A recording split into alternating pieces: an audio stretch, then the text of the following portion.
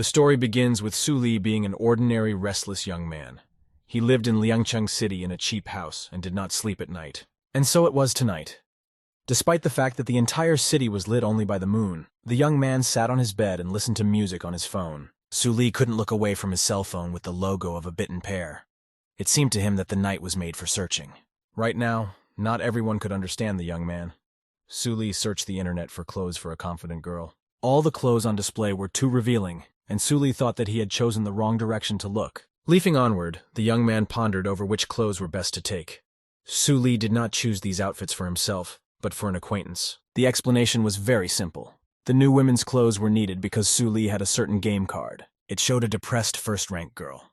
Therefore, Su Li hoped that the new clothes would give her confidence. The story of the cards began when another dimension with alien monsters invaded the real world through a portal in the sky. Now all these monsters were prowling around the city, threatening the safety of the people.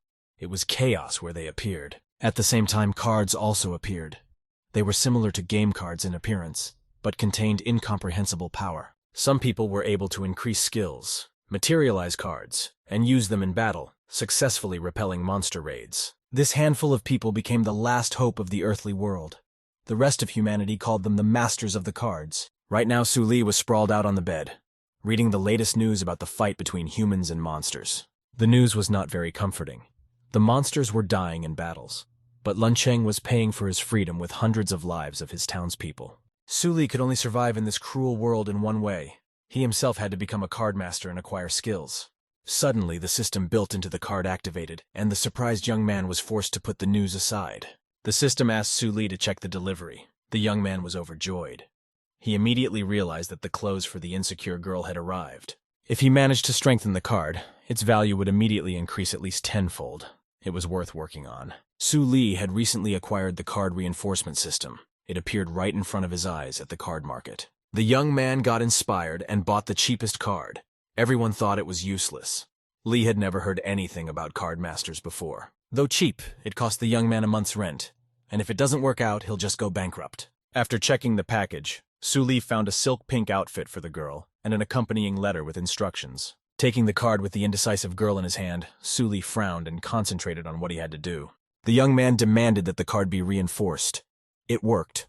The process of amplifying the card with the depressed girl began. Su Li felt as if he was in some kind of vortex.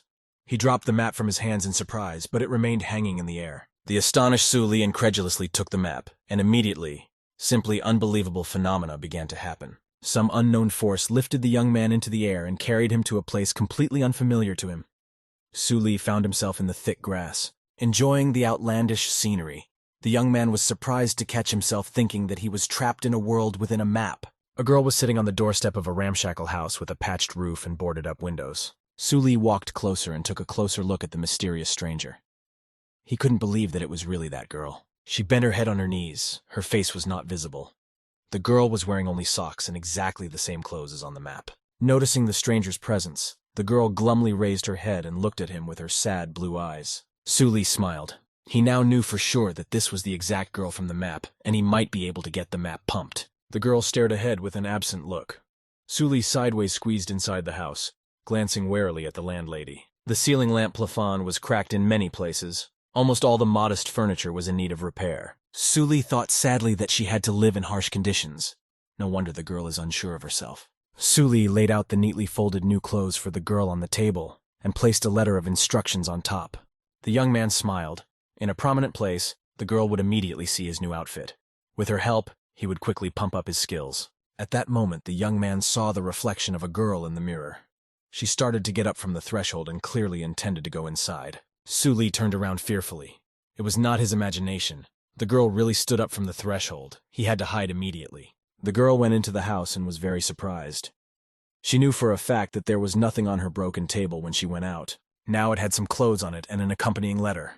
The girl went to the table and opened the envelope with the letter. In her day, she had meticulously scratched out every letter, so the handwriting in this letter seemed just awful. Su Li didn't think for a long time, and just copied some nonsense from the internet with the pretension of philosophical musings. The girl's clothes, on the other hand, were much more interesting. When she felt the soft fabric, she was surprised and blushed. It was so soft and pleasant to the touch that the owner of the house could not stand it and ran the garment over her cheek. In the same second, the girl grabbed her clothes and rushed into the interior of the house. Suli watched her, hiding under the table. As soon as the girl disappeared around the corner, Suli immediately climbed out from under the table. The young man heaved a sigh of relief. He had almost been caught. Meanwhile, the girl was changing into new clothes. Instead of white socks, she was now wearing thin black stockings. Instead of her old torn clothes, Suli provided her with a mini skirt with a brown belt and a youthful pink jacket. Blushing slightly, the young man remembered that this was the most decent clothing option among all those obscenities. Not fully dressed, the girl ran back to the table near where the cracked mirror stood. She fidgeted in every direction. Suddenly, the girl saw Suli under the table and blushed. She immediately covered her unbuttoned jacket with her hands. The young man realized that he had let himself be discovered, and he was a little frightened. This was not his plan at all. Suli wanted to leave unnoticed. The girl blushed and silently thanked the young man. After a few seconds, she added that she was very grateful to him. The young man's location was finally revealed, and he had no choice but to crawl out from under the table. Suli pulled out the card and gazed sadly at the image of a confused girl with a drooping head. It seemed to him that he and the girl were very much alike. Both live poorly, have no family or friends. They both have blue eyes. Suli looked at the girl in front of the mirror. He still couldn't say with certainty that the world inside the map actually existed. With the help of the system, the young man managed to find out that girl had hidden the clothes dear to her heart in a dresser drawer and never wore them again. However, she had managed to pump her skills up to rank B, while the class elder who was trying to bully her only had a rank G. In her free time, the girl diligently continued to hone her fighting skills. She hoped to live up to her benefactor's expectations.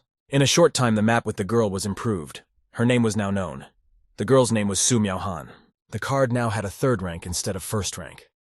Miaohan received a battle nickname and was called Shadow Spike. Now the girl has transformed from a sad, quiet girl into a determined assassin who kills from the shadows. Suli couldn't believe that a useless cheap card was able to obtain bronze status and obtained a higher rank. Now this card had become very expensive. It could be sold on the market and get 10 times as much. When Suli recalled the sad gaze of the girl, he was reluctant to sell the map with her image in the market. Miaohan wanted to awaken her skills, and the young man wanted to become a great card master. Together, they could quickly achieve their goals. Suli closed his eyes. He immediately felt very ashamed. The young man couldn't forgive himself for thinking of profiting from the map. He opened his eyes momentarily and told himself firmly that he would not sell that card for anything in the world. It was better to keep it. In addition, Suli was very pleased to hear compliments from such a cute girl. He blushed with warm memories. Suddenly, the map itself with Miaohan's image began to grow brighter and brighter. It flared up right in front of his eyes. The light was so dazzling that Suli could only look at the map while holding it in his outstretched hand. A hunch struck him. Due to Miaohan's enhanced pumping, his own spiritual power also began to grow at a progressive rate. Jade souls of various ranks, ranging from wooden to gold, appeared in the world of cards from time to time. The disciples perfected their spiritual power. Upon reaching the age of 18, the jade soul was condensed, and the disciple became a card master. Therefore, virtually all of Suli's free time was spent meditating while sitting on his bed, improving his spiritual skills. At one of these moments, the young man got a very bad headache and was forced to open his eyes, not realizing what was happening. Suddenly, Suli had an epiphany. He realized that the headache was caused by the emergence of the bronze jade soul. He had succeeded. Along with the accumulation of spiritual power, the young man became stronger physically. In addition, as a card master, he could now materialize his cards. All the cards differed from each other in strength levels from weak to strong as well as classes. Miaohan belonged to the human class. Suli summoned the girl to himself. She was not a physical creature and was only a reflection drawing energy from the map itself. The room immediately lit up with a dazzling light. Suli realized that the battle phantom had arrived at his disposal. The young man was very surprised. Looking at the mirror reflection of the girl, no one could say that she wasn't real. Suli could not believe that Su Miaohan from the card world was standing in front of him. The girl looked at him silently. The young man jumped off the bed and began to examine Miaohan from all sides. The card characters could be ordered to fight. However, upon receiving an inappropriate order, contact between the character and the card master was cut off permanently. Suli couldn't take his eyes off his character. Miaohan looked very realistic, just like a real girl. Due to his own spiritual enhancement, the young man felt a deep connection towards Su Miaohan. The girl smiled happily. Suli knew that relationships became stronger over time if one cherished his card. He was also aware of the fact that among card masters there are amplification masters who can amplify their cards. This ability allowed direct access to card information and travel through the world of the card character. Suli had never heard of this before. Judging from the sensation, there wasn't much spiritual power being expended. A new system notification has appeared. It turned out that the card world changed a bit after the reinforcement was completed. Suli held the shining gold rank 3 card in his hands and wondered what could have changed so much in that universe of cards. The system offered options for character enhancement. You could choose a stealth kill to pump up the character or provide a helper. The young man realized that there were quite a few good options, but he needed to get a couple more cards anyway. The next day, Suli went to the middle school of Lancheng City. The day was sunny and all the school buildings were lit up with rays. The first thing the young man did was visit the registration hall for anyone who wanted to fight in the duel and win themselves a card. The attendant warmly welcomed Suli and warmly congratulated him on becoming a bronze-ranked card master. As a reward for his prestigious status, the young man was eligible to play in a win-win lottery and receive a card. A blue sphere hovered above them. Out of 1,000+ cards, one could try to knock out a silver-ranked card. The dealer said that the rest of the cards are bronze, but in case of bad luck, a wooden card may fall out. The blue sphere under the ceiling glowed. The man offered to try his luck.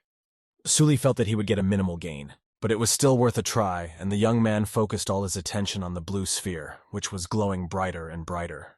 The glow reached such a dazzling level that Suli was forced to close his eyes and only put his hand forward. At the same moment, a first-rank wooden card appeared between the 2 fingers of his outstretched hand.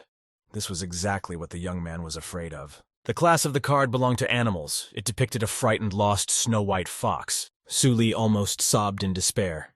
The dispenser smiled and said that many girls liked the animals.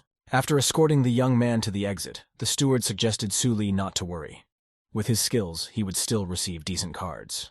The young man smiled at the teacher and thanked him. They said goodbye warmly and waved goodbye to each other. Suli leisurely walked down the school alley and registered his new acquisition. Maybe this card could be improved as well. After a few seconds, the fox card was successfully added to his collection. The young man hoped to get the fox to bronze rank as well. After finishing the registration, Suli hurriedly stuffed the wildlife map into his pocket. There was no need to show it to everyone. The young man preferred to enhance his skills surreptitiously, so that none of the casual fighters would get wind of his ability. Suddenly, a loud voice came from behind. A tall young man wearing a fur coat demanded that Suli stop. Barely turning his head, Suli immediately recognized the young man. His name was Zhou Qing. This bully thought he was a great master of cards. Zhou Qing smiled and reported that Suli had really surprised him. The young man had managed to obtain the status of card master at the age of 18. Behind Suli's back, 2 girls were walking behind him, listening to the guy's conversation. Suli glumly said that his achievements were not related to Zhou Qing. The young man smiled in response and said that Suli was wrong. After all, he had been picking up trash all his life. And those who pick up trash only deserve to own wooden cards. Li frowned. He was hurt by this. Zhou Qing proposed a battle of the card masters. The winner takes the loser's card. The girls ran away frightened. Zhou Qing waved his rank 2 card dismissively and asked if the young man had changed his mind about fighting him. Suli frowned. Of course he had something to provide against a rank 2 card, but right now he wasn't confident in the girl's strength. The young men proceeded to the training area for the card masters. The academy was preparing fighters for a battle with another dimension. In one of the arenas, a man attacked the girl with an energy stream. She used her energy shield to block all of the opponent's attacks. Suli thought that Zhou Qing had asked for the fight himself. He would accept the challenge anyway since he needed the cards. Choosing a vacant area, the partners took their positions. Zhou Qing mockingly said that he would not be defeated by a wooden card. Nevertheless, this wooden card is very suitable for the young man's material condition. He can't afford much more. Zhou Qing triumphantly exclaimed that he himself had a bronze rank 2 card. Therefore, the outcome of the duel was obvious. The young man assumed a fighting stance and waved the card above his head. He smiled and announced that he would win this fight. Zhou Qing waved his hand with the map down.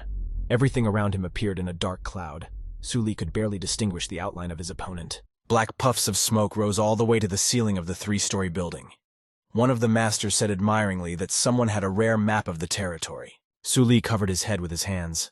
He now realized that Zhou Qing was bragging about this particular card. The black fog was his trump card. Zhou Qing shouted from behind the smokescreen that the young man had vainly dared to hit him back then, and now he would take revenge on him for everything. Without doubting his choice for a second, Suli closed his eyes and clasped the rank 1 card between his fingers. After waiting for a moment, he threw the card directly into the black cloud. A small, snow-white fox appeared in the air. Zhou Qing was even disappointed. He incredulously inquired what else the fox cub was capable of. The little beast trembled in fear. Zhou Qing snorted disdainfully as the beast ran closer to him. It did not show even a hint of aggression. The fox was frightened by an unintelligible sound. He took it as a threat. His fur stood on end. The beast ran back in a flash. In a matter of seconds, it hid behind its master's back, trembling with fear. Zhou Qing laughed. He did not hide his contempt now. Zhou Qing gloatingly exclaimed that even in the random lottery, Su Li had drawn the trash. The young man adopted a fighting stance, preparing for his opponent's attack. Zhou Qing stated, even sympathizing with the young man a little. At the same second, Zhou Qing snapped out of his seat. It was time to end it all and finally pick up at least a map like this. The young man ran faster than the wind, smirking gloatingly as he walked. Su Li could do absolutely nothing to him, and now he would get what he deserved. Zhou Qing was so focused on his victory that he didn't notice anything around him. Anticipating the pleasure, he swung his fist. Unfortunately, he didn't pay any attention to the girl behind him. The dagger in Miao Han's hands gleamed predatorily. Zhou Qing is sure that nothing can stop him now and shouts to his opponent to say goodbye to his life. But he doesn't notice the shadow of another formidable warrior looming over him. It is Su Miao Han, who attacks from behind the enemy to save her master. Her sharp dagger glows with a bright yellow glare. She places her dagger in an upright position, handling it skillfully. And after that, he makes a powerful kick with his left foot right on Zhou Qing's face. His face is dented and a tooth comes out. The enemy falls far to the floor with a clatter. Having done several flips, he's defeated. His cheek shows a large bruise from the blow. The guy gets up, gritting his teeth. What the hell was that? The enemy kneels on his knees in bewilderment. How could Su Li attack him, who was just standing there holding the beastie in his arms? How is that possible? Doesn't his opponent have a wooden card available? Or is it actually silver? The opponent rises up, holding his wounded hand. What a thing. As if a newly minted bronze-level cardmaster was able to master a silver card. Zhou Qing is shocked. Well, then he's got another powerful move in store. A light goes up around the guy. He's summoning bats. But Su Li remains unfazed. He only stares fixedly and snaps his fingers. At this moment, a girl warrior appears at Qin's side. The guy clearly didn't expect to see her now. He takes a leg kick right on the side of his head. What the? Zhou flies back before he can respond to such a skillful kick. Who the hell is that? And where did she even pop out from? The girl in the black cloak behind her deftly lands in a stance. How dare she interfere with him? Zhou Qing is furious. Now he intends to crush her. The card wizard takes a strong swing with his hands so that sparks appear underneath. But the opponent flies sharply far away from him. She is right under the ceiling, so there is no way to reach her. Damn it! The man is cursing. But he has time to be distracted. From behind, someone taps his finger on him. Qing only had time to turn around. That's a lanky Su Li, with his pet on his shoulder. He's aiming a punch with his right fist. That was a powerful punch, and it went straight in. His opponent is flying backwards. Satisfied, Su and his beast asks his foe if, a few minutes ago, he wanted Li to say goodbye to his life. Zhou Qing kneels down again with his hand at his throat. This is impossible. Even for him, the school only gave him one card. How could this brat have gotten a second one? That's it. That's enough. Su Li asked for it. Qing gathers all his power, shouting loudly. It's time for the bat party. A magical bright red glowing ball of magic forms around him, from which a multitude of embittered bats fly out straight towards the young hero. They look very fierce and have sharp fangs in their mouths. The fluffy white fox is all frightened by this. Su Li also remains puzzled. But his faithful protector appears before him with a dagger, in full readiness to defend him. Su Miao Han is indeed a skillful warrior. She looks straight at the threat while holding her sharp dagger at the ready. With precise and swift movements, she slashes all the bats that reach her. The dagger shines brightly white. Only streams of blood remain around as Zhou Qing tries to attack by putting his hands forward. The boy and the beast look around in surprise. What a surprise, so much blood in front of them, but no more enemies. Qing can't come to his senses. His bat party, what did this girl do? She just stands there looking at him, looking beautiful and confident. What do we do now? While the opponent stands discouraged, Su Li quickly seizes this great opportunity and rushes straight towards Zhou. Time to end this fight! He swings at him with his left fist and delivers a powerful punch right to the chest, which makes his opponent clench all over. The young card magician is determined to prevail. He must see this through. Zhou Qing is agitated and confused. Will he really lose? This is a dangerous position for him. How can he respond now? He is defeated, lying on the floor. The enemy cannot recover from such a blow and continue on. The silhouettes of the other disciples stand behind him. They saw this battle. The black mist parted. The enemy can't get up. He only moans in pain, but his magic card lies on the floor in front of him. How interesting. It has a lettuce color in the middle. Su Li's hand lifts it up. What a joy to win. According to the rules, this card now belongs to Su Li. The little fox looks at her in delight. This is a really powerful black fog summoning card that has rank 2 bronze. It has the skills of Night Devourer, slowly absorbing the powers of living creatures in the mist. and Bat Party. Su Li is having a really good day today. The new powerful card in his hand, he won it honestly. This is so great, the guy's over the moon. Now he's got 3 whole cards. The other students appreciated this card fight. They had not seen a spectacle like this in a long time. One student asks if it was a territory card. Then there is something to envy. Meanwhile, the other guy is crying and wiping his tears with his hand. He can't understand why the wooden card was dealt to him. His other friend tries to comfort him and gives him a hug. It is a sunny, joyful day. On the blue, cloudy sky shines bright sun.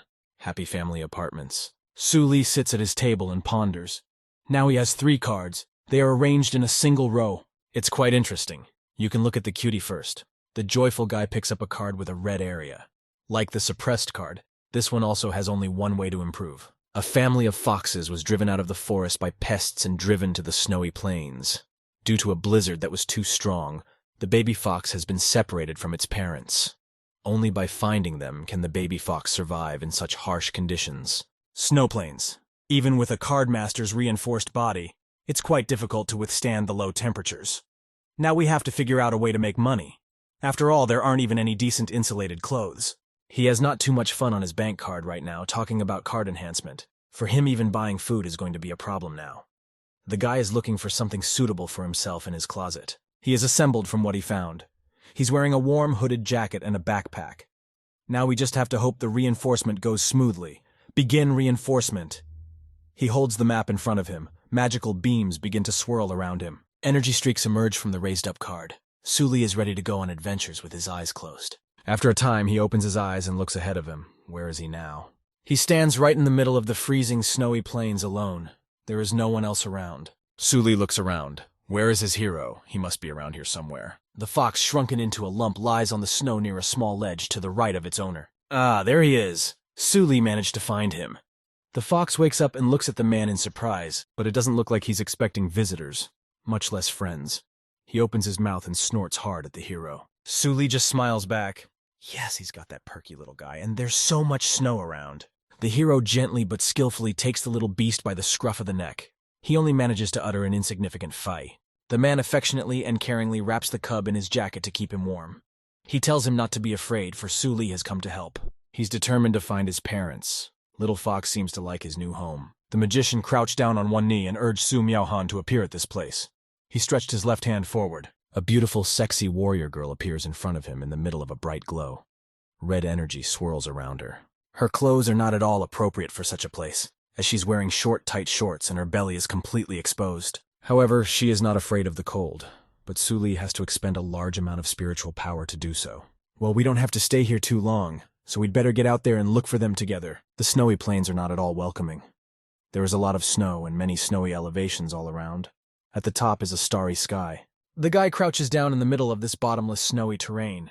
He's taking a breather. Su Li is sad because he has exhausted almost all of his spiritual power during the 24-hour search. He only keeps the baby warm by his side. Oh, and the food he brought with him is eaten by Dainty, who is quite warm at his breast. Well, it looks like the hero will have to come back with nothing. He apologizes to Foxy for not being able to help him find his parents. Su Miaohan, his heroine, runs to the exhausted and sad guy. She's glowing. The wizard was excited to see her. Did she really find it? Would they be able to finish the job today after all? The cute girl obligingly points his hand in his direction. The boy looks back at her. In front of them, a pair of adult white animals sit on a large snowy ledge. Suddenly the fox whimpered as soon as he saw them. He poked his head sharply out of his friend's jacket. With tears in his eyes, he jumps out of his human jacket and rushes at high speed through the snow to meet his parents, rumbling. The adult beautiful foxes grunt to him to recognize him. The cub answers them in the same way. He jumps on his adult daddy's chest, filled with joy and happiness. You can feel the true love of family around them. A couple of people stand back and marvel at the sight of this adorable reunion. Next to the right also sits the mother fox. Finally, the whole family is together. A real warmth comes from them. The foxes grunt sweetly to each other in their own language. "Fiat!" the little fox cries as he approaches his mother. He has been away from them for so long, and now they are finally together again. Now the contented family of white beasts looks toward those heroes who helped them. But only a trail of footprints remains in the snow. The humans are gone. The fox family has no one to thank. Dainty is confused, for he has gotten used to his new friends in this time who have treated him so well. Life goes on. The card world is in the process of evolving. The deed is done. The white fox waited for 3 days at the place where Lee disappeared, but decided to leave. She went to the forest where she grew big and healthy. But one day that forest was invaded and her fox father was killed. They were attacked by a tyrant mantis, from which the father fox was protecting the mother fox and the white fox. The tyrant mantis then started chasing them too, so they had to hide. Su Li is suffocating in her apartment. He picks up the red card and looks at it carefully, taking off his jacket. Poor Vixen, she's all grown up now but has a very sad look in her eyes, going through a loss right after being reunited with her parents. The card at the very bottom says the enemy of her life is a tyrant mantis.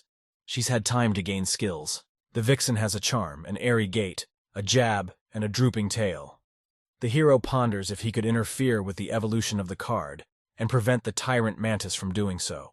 Then this tragedy could be avoided. It was only a shame that Su Li had exhausted all of his spiritual power while he was in the map world, and if the enhancement failed, there would be nothing more the hero could do. A bronze rank 3 white fox card lies on the guy's bed. Green energy clots emanate from it. The guy comes to, wipes himself down. Only one of these cards is glowing among all the others. Su Li exulted. Here comes the reverse spiritual power from the card. Long, bright energy beams rise up in front of the hero right up to the ceiling. The guy is sitting in the lotus posture at this time, concentrating. He closes his eyes and puts his head down a little, starts counting to himself. 7, 8, 9. Energy vortices begin to permeate and accumulate energy in his chest. That's better. The wizard opens one eye, bringing his hand to his head. His eyes lit up. The Jade Soul was already 9% close to moving to the silver rank. The first level of bronze has already reached its peak. Once it reaches 10%, the cardmaster will be able to advance to the second bronze level. The energy all continues to increase. The first bronze level is almost full. Su Li sits still, continues to sit motionless, keeping his eyes on his map.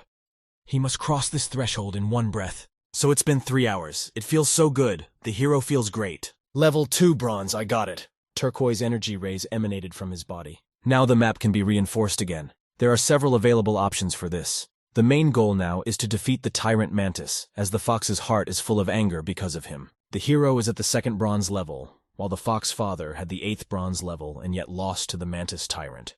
Su Li won't be able to stand against him. If he enters now, he will simply be torn to shreds. Then there is no need to rush. The hero needs to prepare properly for the next entry into the world of the map. He looks at the magic cards lying in front of him. Su Li might be done with amplifying the fox card, but it's not enough. Only if the guy analyzed everything correctly. The Su Miaohan girl character card is in the process of being tested right now. There are several options available to enhance it. There is a new item, card fusion. This is the most common method of reinforcement. However, it should not be done blindly. Otherwise, the item or card used for reinforcement may be discarded, and the main card may be damaged. If Su Li were to use the system, he would be 100% sure of a successful reinforcement. Well, the owner chooses the third option. The red card rises above its master's hand to conduct the reinforcement. In front of him, it is as if a powerful portal with a bright pink sparkling glow is opening in the room. There are black areas inside. The card flies out and starts spinning near the energy portal that has been created. Now the next card is green. Su Li takes it out and uses it as well, while covering his face with his other hand from the radiating energies. Go, Dark Mist. The card swiftly flies straight into the portal to merge with the girl's character. Shadow Warrior Su Miaohan stands all alone in a spacious hall with a sunny, welcoming day outside the window. At the back is a huge statue of a hero. The girl pulls out her sharp dagger. She's just now getting some practice in. She does a lot of jumping and different techniques, practicing her blade skill. The special training pulls split in half from such hits. After a moment, all the training targets around the girl are hit and their severed parts fall to the floor at the same time. What a good job. The heroine smiles at being able to handle her power so well. She's glowing with excitement. She stretches quite a bit, taking a light pause. At that moment, a map appears above her. She swiftly flew straight towards Su Miaohan, who was on the training ground. At this point, the character became wary, sensing some new, unfamiliar force approaching her. She sits down on the floor, sighing, some transformation happening to her, and her body begins to tremble. The dagger lies nearby off to the side. A red energy aura appears around her body. It's a sensation. Could it be a sign of a second awakening? The girl shrinks back and cringes at the new unpleasant sensations. She presses her hands to her chest. She begins to scream loudly, as if bursting with intense pain. She is surrounded by many red magical discharges. Su Miaohan is completely covered by a powerful black vortex with red lightning. She sighs. What an unexpected and completely new event. She is surrounded by the other power of another card. The girl puts her right hand forward, concentrating the force currents of the vortex into her palm, which begins to glow as well. The vortex begins to dissipate, leaving behind only small traces. It looks like he was able to enter the heroine through her arm. The girl happily looks at her right palm. She'd obtained a territorial skill after her second awakening. With this trump card, her strength will reach a new level. After the second awakening of abilities, Su Miaohan never relaxed, and finally commandeered the title of the #1 genius in her town. The elder praised her abilities highly. After practicing hard, she still managed to learn this ability, after which her strength steadily began to increase.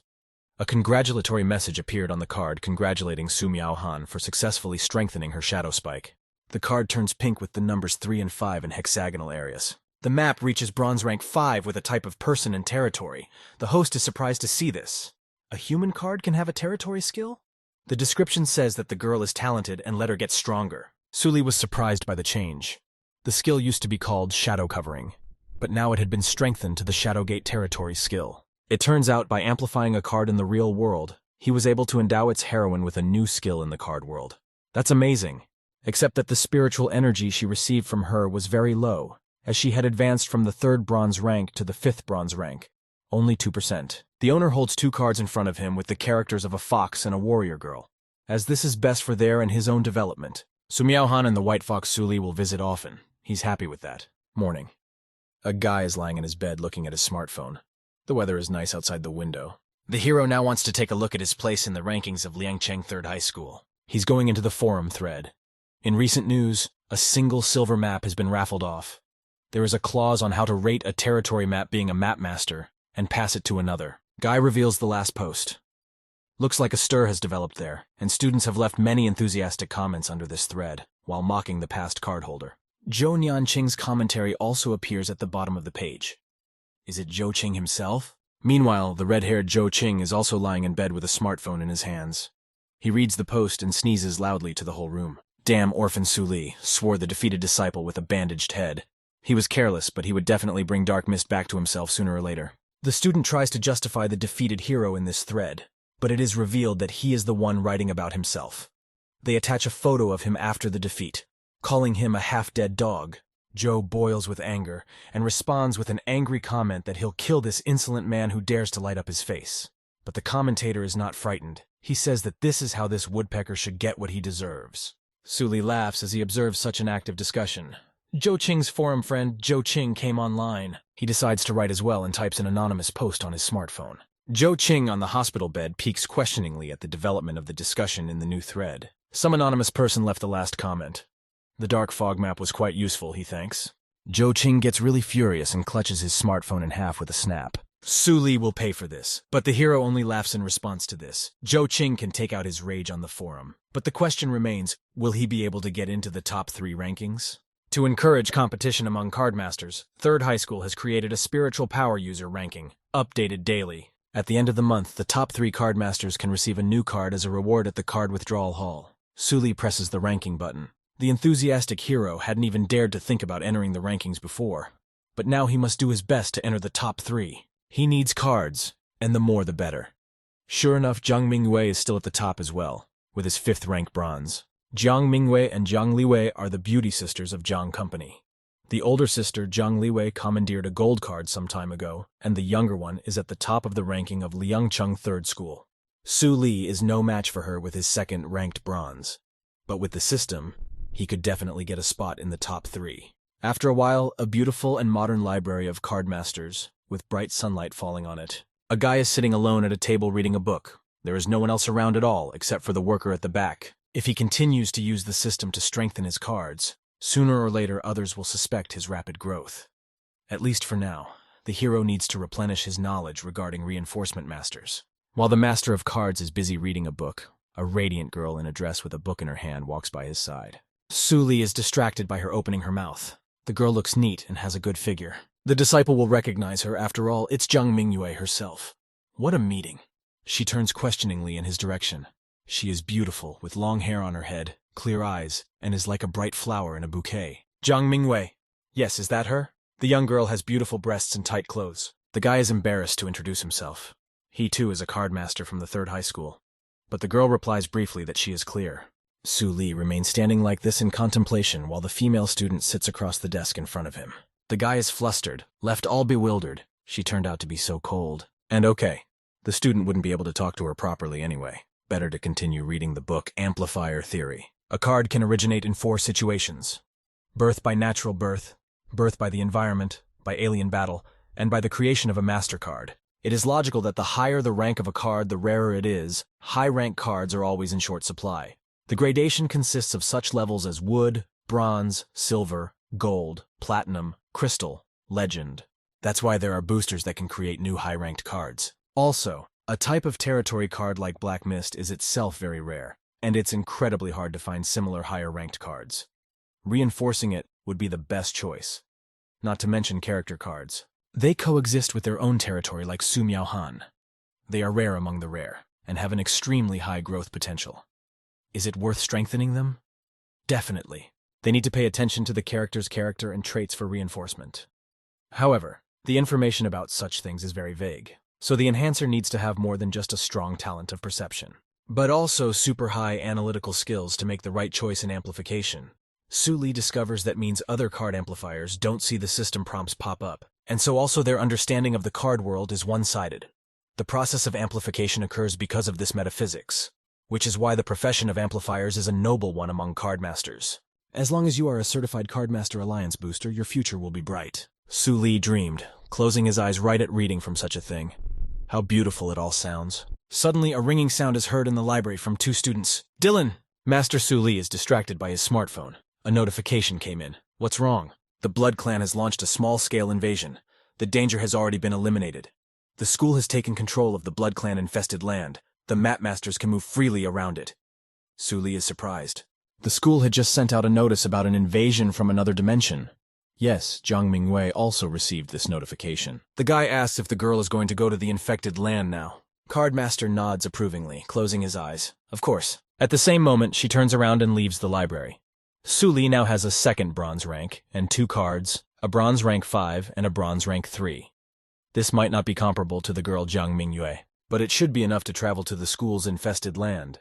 If the invaders from another dimension fail, their power will be assimilated to their world, and they will become cards. This is a benefit for students and teachers at a 3rd school. In other words, it's a chance to get a new card. Later, outside the contaminated land, there are police cars, a bus, and a cluster of people standing around. Yan Mo, the principal of Liansheng Third High School, stands on the passageway and keeps track of the cardmasters. Low-level masters are not allowed to go deep. A cardmaster who draws a closed door is not eligible to enter. Before entering Yan Mo's infested land, it is necessary to check and register. Jiang Mingyue approaches the principal, who recognizes her immediately. She can go in. The remaining masters are surprised. Won't she be tested because she's a celebrity? Jiang Mingyue skillfully pulls out his card. Looking at it, everything becomes clear without words. Bright turquoise energy rays begin to emanate from the magic card in the girl's hand. A dazzling white horse with sharp horns on its head appears, with a powerful knight fully in armor sitting on top of it. He holds Jiang Mingyue in his strong hands in front of him. They are immediately sent straight into the infested land to do a cleanup. A mount is a pet that can be ridden. The remaining masters stare at them in amazement with their mouths wide open. My God, it's a silver mount card. What's so surprising? The headmaster asks. Su Li scratches the back of his head, smiling. As expected from the number 1 ranking, such power doesn't need to be verified. Principal Yan Mo recognizes Su Li and examines him carefully. The guy is going to deepen his knowledge of the world, so he won't go deep. The director is experienced. He looks away, seeming to notice something lurking. Hiding behind a tree is the shadowy character Su Miaohan in his black cloak. Okay, Su Li can come in. Cardmaster thanks you. Wow! The principal saw Su Miaohan through her invisibility. Did they really have such a big gap in strength? The hero walks into the infested ground. Yan Mo stays where he is and shouts for the next one to come up. One of the disciples recognizes the master and points his finger at him. He is the one who won the card after all! The other student is not so thrilled. It's just more maps, contaminated land, black forest. The trees here have red eyes, and they look really sinister, like they're going to devour lost travelers. A girl in a long dress stands deep in the black forest with her head up. She smiles, but she doesn't seem like a friendly friend in this place. Long and thin tree branches with thorns curl around her. She has a strange appearance. The girl brings her hand up to her face, mouth ajar and tongue out. A bright red light burns in her eyes. Cardmaster Su Li sets foot on the infected land. It's his first time here. There is a lot of vegetation in the background. The contaminated land of the Blood Clan. It's cold and dreary. Only birds fly in the sky. This isn't the first time this clan has invaded. The exploits of the legendary master of cards who defeated the vampire ancestor 40 years ago are written in textbooks. Here you can read detailed information about frequently occurring foreign maps. This place gradually sucks the secreted blood from the body until it dries it dry. You can't stay here for long. You have to act fast. Blood is sucked upward from the hero's left raised arm. In this unfriendly, mysterious place, something begins to stir in the distance behind the dense foliage. A huge tree with red vampire eyes and long branch arms appears behind the hero. It screams loudly, trying to grab Su Li. The student runs away as fast as he can along the ground. But the enemy tree tries to get him. It's a willow with a human face. It is waving its branches with leaves to the sides. The young lad is lucky to have read information about her earlier in the book.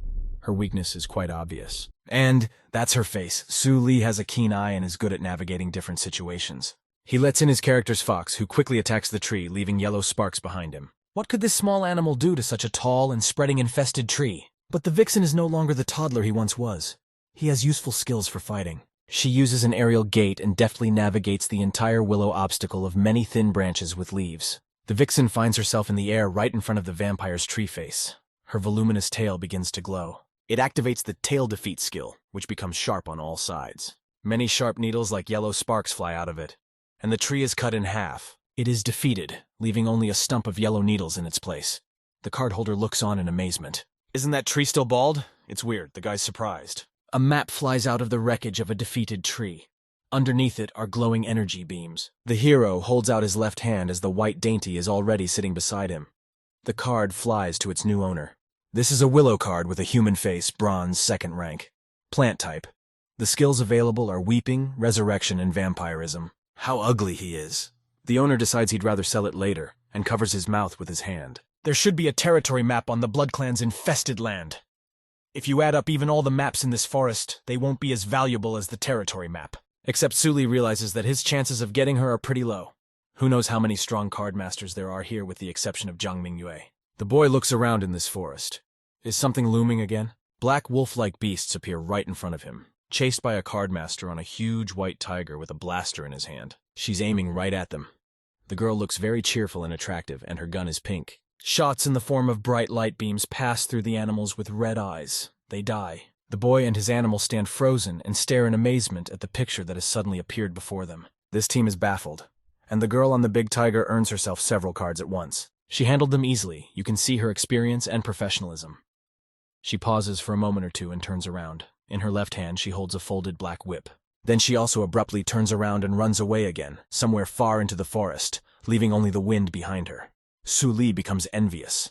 Not only Zhang, but Bai Fu Mei has a mont. He looks down at his cub and tells him that it will be kind of awkward to ride him. The fox cautions himself. Q? The guy with his eyes closed decides to get himself a mont card too, as he will have the money to do so. Su Li continues her journey through these sinister lands with her white, furry companion. The deeper he goes, the harder it becomes to walk, and you can't take a normal step. From behind them appear like long black tentacles surrounded by a red aura. They're reaching straight for the two buddies. The young man senses something wrong from behind him. He turns around suspiciously. He is overtaken by sharp blows from the long and sharp spikes plunging like arrows around him into the ground. In well-groomed purple-heeled shoes, someone gracefully approaches them. In front of them, a black silhouette glowing with a red aura. After hitting the ground, the magic arrows immediately cool down, leaving behind smoke. That's the power. What kind of monster is that? The guy tries to see in amazement, touches the cut on his right cheek. It looks like a girl with a good figure and long hair, dressed in a long dress with lace and a big bow. And she's getting closer. But her pale face doesn't inspire confidence at all. She smiles with her tongue slightly out and a small fang visible on the other side. So it's a vampire? Su Li looks at the girl dumbfounded. They're standing across from each other, and there's no one else. How will this vampire behave next? That girl has such a strong aura. She's more dangerous than a willow tree with a human face. Guy pulls out his new earned card and summons a willow. Let her block that vampire's path. A huge mighty tree with an evil face becomes right in front of the vampire, waving its branches with its arms. But the pale girl doesn't shy away from such a thing in the slightest. She continues to smile, making some gesture with her right hand. She launches her sharp black arrows again, along which the discharges run. She guides them with her index finger. The arrows instantly and accurately hit the tree and destroy it, leaving only splinters in its place. Su Li shouts loudly. This can't be! She had dispensed with the tree so easily and quickly. Now it's the turn of the wily vampiress. She raises and bends her right hand near her head, giving the command. What? It was as if several strong red cables stuck out of the ground and wrapped around the guy's leg, chaining him to the spot. But that's not the end of it, is it? The long, spiky branch now reaches his left arm. The Master of Cards is completely bound hand and foot, and the vampiress is standing right in front of him, placing her hands affectionately on his body. She snuggles even closer to Su-Li, who feels her sinister influence on himself. What does she want? Blood drips from his cut on his right cheek. He starts to scream in fright. But between them, at that moment, a nimble vixen pops up with his sharp weaponized tail, which cuts through all the binding threads. There is now a distance between the two rivals, and the fox stands ready with his tail up. Well, this kid asked for it. The vampire makes another move with her hand. With one swing, she builds a solid wall of blood in front of her that you can't break through that easily. Blood control, this strong Blood Clan girl. The net wall, leaving traces on the ground, was now rapidly approaching the guy and his beastie. It looms right over him, preventing him from jumping out or somehow getting help from above. The fluffy helper quickly unwinds, breaking through the tough blood wall. White Vixen. She didn't have it so easy. There are now many abrasions all over her body. The vampiress gathers her strength, summoning a deadly spear from above and below. Everything around her turns red. She directs her power forward, right at Su-Li and the beast. The black spear rushes at the defenseless boy and the fox cub he's holding in his arms. Full attention, full concentration. The Master of Cards looks at the enemy attack. Checkmate. He puts his hand palm forward and the spear somehow just dissolves into thin air, just getting closer. The pale vampiress stiffened and a shiver ran through her. What was that supposed to mean? This is Su Miaohan. She's doing a stealthy assassination from the shadows, piercing through the enemy with her dagger from the back. The vampiress opens her mouth greedily, uttering the word blood. She's trembling. She needs blood. Her body needs blood to regain its strength. She stands with her hand outstretched. Blood recovery skill? Su-Li asked. Alas, it's too late. She spent too much on the spear to attack. Su Miaohan's dark energy had already spread throughout the vampiress's body, so it was useless to try to recover. The girl smiles and begins to shine brightly with a blue aura. Bright red petals seem to float around her. The hero doesn't realize what that facial expression is. It's so strange and unusual on her part. The girl falls to the floor as if transforming into a half-transparent spirit with energy and red embers coming out of it. The guy with the fox on his shoulder in the back reaches forward. He's earned a new card. It's a name card with a 5th bronze rank, Vampire Grandis, human type. Skills include blood control, offspring production, blood transformation, and bloody berserk. How entertaining. The second skill is blood conversion, which means using your own blood to restore vitality. The 4th skill is blood berserk. If she activated the bloody berserk in desperation, even if Su Miaohan could kill her, she and the vixen would die from a single blow from her. No wonder Yan Mo controls the entrance to the infected land. It's much more dangerous than one can imagine. The master's strength is now at the 2nd bronze level, and the deck of cards is incomplete. Should he continue to go deeper into this bloody forest? The guy summons the vampiress, who immediately appears before them as if alive as just now. Whoa! The master shouts. For some reason, Grandis herself abruptly moved very close to him, like a lover. She smiles and looks straight into Su-Li's eyes and holds his chin with her hand. It's a flirtation. Such a deep spiritual connection. This is fundamentally different from just receiving a card. The master is confident that he can now grow considerably. The young apprentice continues his journey through the infected land. With the help of the fox, he manages to earn 2 more willow cards with a human face. The vampiress Grandis then kills the black blood wolf with her dissecting spear, extracting another of its cards. Shadow Prickle Su Miaohan stands on a tree branch and looks at the dilapidated buildings. She touches the trunk of the tree with one hand and brings the other hand to her ear, trying to make a connection in this way. Elsewhere in the area is the Master of Cards. He seems to have heard something, and also brings his hand to his ear. Su-Li is ecstatic. This is a vision exchange with Su Miaohan. His spiritual connection with her has increased to a similar level. Wait, what is it? The man is surprised. Something seems to have happened. There are scattered cards lying on the ground in a path next to each other. Why would that be? Not far away is some girl who has been captured. She is cramped, her leg bent at the knees, sturdy branches with leaves around her. It's like she's in a cocoon that's completely enveloped by these branches. How did this happen? Is that Jiang Mingyue? How did she get into this mess? She looks really depressed. Master Su-Li and his team are heading closer to the place in a hurry. He hears someone calling for help and looks around.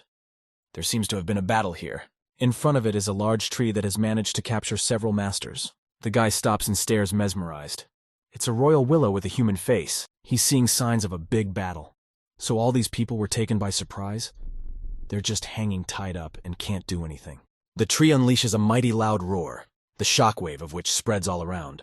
A girl from his school takes damage to her cocoon of armor. If not saved, they could die. Su Miaohan, the area of black mist. Suli directs his character to attack. Next up is Grandis, a bloody berserker. Many sharp swords and spikes spinning in the air appear around her. And finally the White Fox, a jab, also hops up on a branch, ready for their battle. The royal willow with a human face is very powerful. It covers itself with its powerful branches for protection. A vampiress with a bloody spear runs on the offensive. She is accompanied by an area of black mist. She spins the spear lightning fast, forming a sharp, flat, bloody circle, ready to cut everything in its path. Grandis leaps high and aims his sharp spear right at Willow's face with his mouth open. Suli aside opens her mouth in astonishment. "Sha," she asked. Jiang Mingwei shouts, "Grandis beware." That tree is very strong and the vampires got alone so close to it. Grandis remains hanging in the air as she does so, her arms and legs becoming bound by the sturdy branches of the royal willow. The character can't do anything. These branches surround her everywhere. She becomes powerless. "Shit! Trap!" cussed the guy, looking at what had happened, gritting his teeth hard with anger. Meanwhile, Su Miaohan skillfully makes cuts with her sharp blade. She frees several people from imprisonment and lands. The Master of Cards tells his Grandis to return. The saddened vampiress comes to her senses. The gap in levels is too big. Then the rest can be left to Jiang Mingyue. The girl is now ready to perform in battle again. She picks up her purse and skillfully holds a few cards in her other hand. With one card, she immediately invokes spiritual restoration by covering her eyes. After that, the master causes a massive hailstorm. From the outside, it is wonderful to watch such a master in action. First comes the summoning of the ice crack, then the freezing. Jiang Mingyue and Suli, along with their characters, find themselves on thick ice. Then comes the ice spikes. The girl skillfully handles all the cards at once. The tree appears to be completely encased in ice, emitting a loud roar and unable to move. Finally, there is a huge explosion as if after a bomb. Jiang Mingwei turns his back to his opponent. There, the deed is done. She fixes her hair. Su Li and Su Miaohan dazedly stand at the back with their eyes wide open. "Sis, she is too ferocious. How did she even get caught?" a guy asks. Several other masters are still lying on their sides on the ice, and only large ice floes remain in place of the tree. The girl master collects her cards. "Just a coincidence. The weather is nice today. Does the girl want to have a snack?" Su Li asks as she collects the cards in her purse. Jiang Mingwei thanks him for saving her and holds out the map to him. The guy is surprised. This is a royal willow card with a human face, and it has a 7th rank bronze. What a surprise. It can be sold at a very good price. The guy remains holding his earned card in his hand, but the girl has already disappeared. "She's just gone," says the cardmaster after her. But what should he do next? What to do with the others? One girl lying weakened on thick ice is wrapped around a tree branch. She turns around and opens one eye. What again? They are all captured again by another evil tree with a human face. They are captured again. There is a loud scream. The young cardmaster girl screams loudly. The sturdy branches wrap around her body and prevent her from taking a breath. The human-faced willow roars loudly. She immediately makes a grab for those nearby. The disciples are now hanging high above the ground, encompassed by branches. Suli looks back at them. "We must hurry, for it will soon be dark." The boy is on his way out of the contaminated land. Outside it, there are still people, ambulances and other vehicles. It's busy all around. The principal praises Suli's student and says he did a good job. That's good to hear. Meanwhile, the medical staff is treating the injured. Some are even being carried away on stretchers. As a reward for saving people, Suli can now go to the Tower of Cardmasters and draw one random card. The boy thanks his teacher Yan. He's pretty much tallying up the totals for the day. 3 human-faced willow cards, 1 bloodwolf, 1 royal human-faced willow, and 1 Grandis. Great loot came from the infested land today. Grandis will now be the new main force, and some of the same cards can be sold for money. And that's not considering the possibility of getting a new card from the school. The angered beauty glares angrily at Suli. She says she's not done with him yet. Later that evening, there's a happy family in the apartment. The lucky winner is sitting on a bed in his apartment. In front of him are almost 10 cards in a row. Everyone says that being an amplifier is extremely profitable, and Suli really got rich overnight. He'll look at those 3 freaks first. I wonder what can be done with them. There are several items available for enhancement. One of them is to merge with the Vampire Grandis to gain new powers. Oh, you want to merge with a hottie like that? You wish. So the cardmaster decides to go for the second option by synthesizing one willow with another. A brightly glowing area with energy vortices appears in front of him against a white wall. A new enhanced 1 card of wood flies out of it, glowing with a pink aura. He now had a royal willow with a human face in front of him. A bronze card of the 7th rank. Still, the guy had done the right thing in combining the 3 willows, gaining such an enhancement. Guy lies down on a pillow to rest. He closes his eyes and contemplates. Enough reinforcements for today. It's too dangerous to venture into the world of bronze cards when you're only at the second rank. Fortunately, after this enhancement, the Silver Jade Soul had reached 24 points. If he went to the academy to update his achievements, then he might be able to advance in the rankings. The guy looks at his smartphone screen and goes to the top ranking for today. Jiang Mingyue is still firmly in first place, as expected, and Bai Moshui is in second place. It's her! Su Li recognizes this girl. She's the same one he met in the infected lands. Liangcheng Academy Forum. Under the current post is a discussion about the new card goddess Bai Moshui. It turns out she's from a family of beast tamers. Something gives Su Li a bad feeling. He clicks on the summary item about the Blood Clan on the infected land. A battle report from Liangcheng Academy. It shows a photo of a laughing Su Li in front of Willow, who's holding the defenseless Bai Moshui upside down. It then says that the newly minted master saved 3 people. Brother Zhu Tang writes to challenge Su Li. After all, he must sincerely apologize to the goddess Bai Moshui. The guy is laughing hard. Even though teacher Yan Mo may have taken them down, but why publish that? There's a notice on the screen. This is a message from an unknown number. The person identifies herself as Bai Moshui. She wants to meet him. Bai Moshui? As expected of the eldest daughter of a family of beast tamers, she was even able to get the number of someone as unassuming as him. So what if she had money? Why shouldn't she beg him for a meeting? He decides not to go out with this girl. Suddenly, the door swings open loudly, revealing the head of an angry woman. The woman has her hands on her waist. Su Li hasn't paid his rent in half a year. The woman's face becomes that of a bloodthirsty killer. She needs her fists. The guy catches on and asks her to wait. Tomorrow, he's sure. But the student is posted outside the doors of the Happy Family apartments that same evening. On the sides beside him are 2 packed suitcases on wheels. It's different outside than inside the apartment. It's cool and there's a breeze. The river flows 30 years west and 30 years east. That's what the boy thinks. That means things can change. He's walking down the street. It looks like the master will have to sell the unwanted cards as soon as possible. The funds are needed not only for the development of the cards, but also for the necessities of life. A sharp dagger is required to strengthen the Su Miaohan card. It could also use a helper. The vampire Grandis was turned by Baron Carlos from a noble family. Her psyche is extremely unstable, so the vampiress needs help finding herself. Also, a sleek umbrella to protect her from the sun's rays will do. The next sunny day, Su Li stands in front of the KDD building. He is greeted in the spacious lobby by an employee in a business suit. Welcome to CDD. What can she do for him? Guy came here today to sell his cards. He's showing them in his left hand. The worker responds in a friendly and courteous manner to have the master of cards wait in the guest VIP room for a while. She is young and charming. He takes a seat on the sofa and eats the fruit.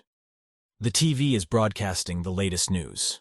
The Cardmasters Alliance has developed a correspondence detector based on the equation of the degree of connection between the cardmaster and the cards. At present, the compliance detector has gained commercial popularity. As a predecessor in the commercial card business, the CDD utilizes the most advanced technology. Relevance? What is this news anchor talking about? Really, whether it's Grandis or another card, you can use them as soon as you get them. The love level of all his characters was almost at its maximum. Su Li became curious. How well does he fit them? The worker appears before him and apologizes for the wait.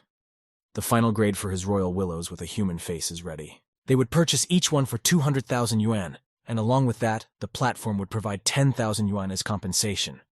Does he agree with this? The guy's just stunned by this. His apple falls out of his hand. So much. Su Li comes to his senses and informs him that the price is reasonable, and he agrees to sell them to KDD. Okay, that makes 410,000. The cardmaster puts his smartphone to the employee's black mobile device. Su Li had become a cardmaster in a short time through the power of the system, so now he still had such a sum of money in his account. By the way, the guy reports that he would like to purchase some cards. Good. He can browse the cards in their store at will or find them and buy them online. KDD also recently launched an in-app promotion, offering users a minimum of 1 yuan and a random surcharge of up to 8,000 yuan and the chance to get a knife. The guy picks up his tablet and looks at it all, pondering. A wave of wealth has arrived, but still have to plan a budget. They're going to shear the sheep. He hands the device to an attractive young woman and tells her he needs to confer. At this moment, a message from an unknown number from Bai Moshui comes to his phone again. She wants to meet him.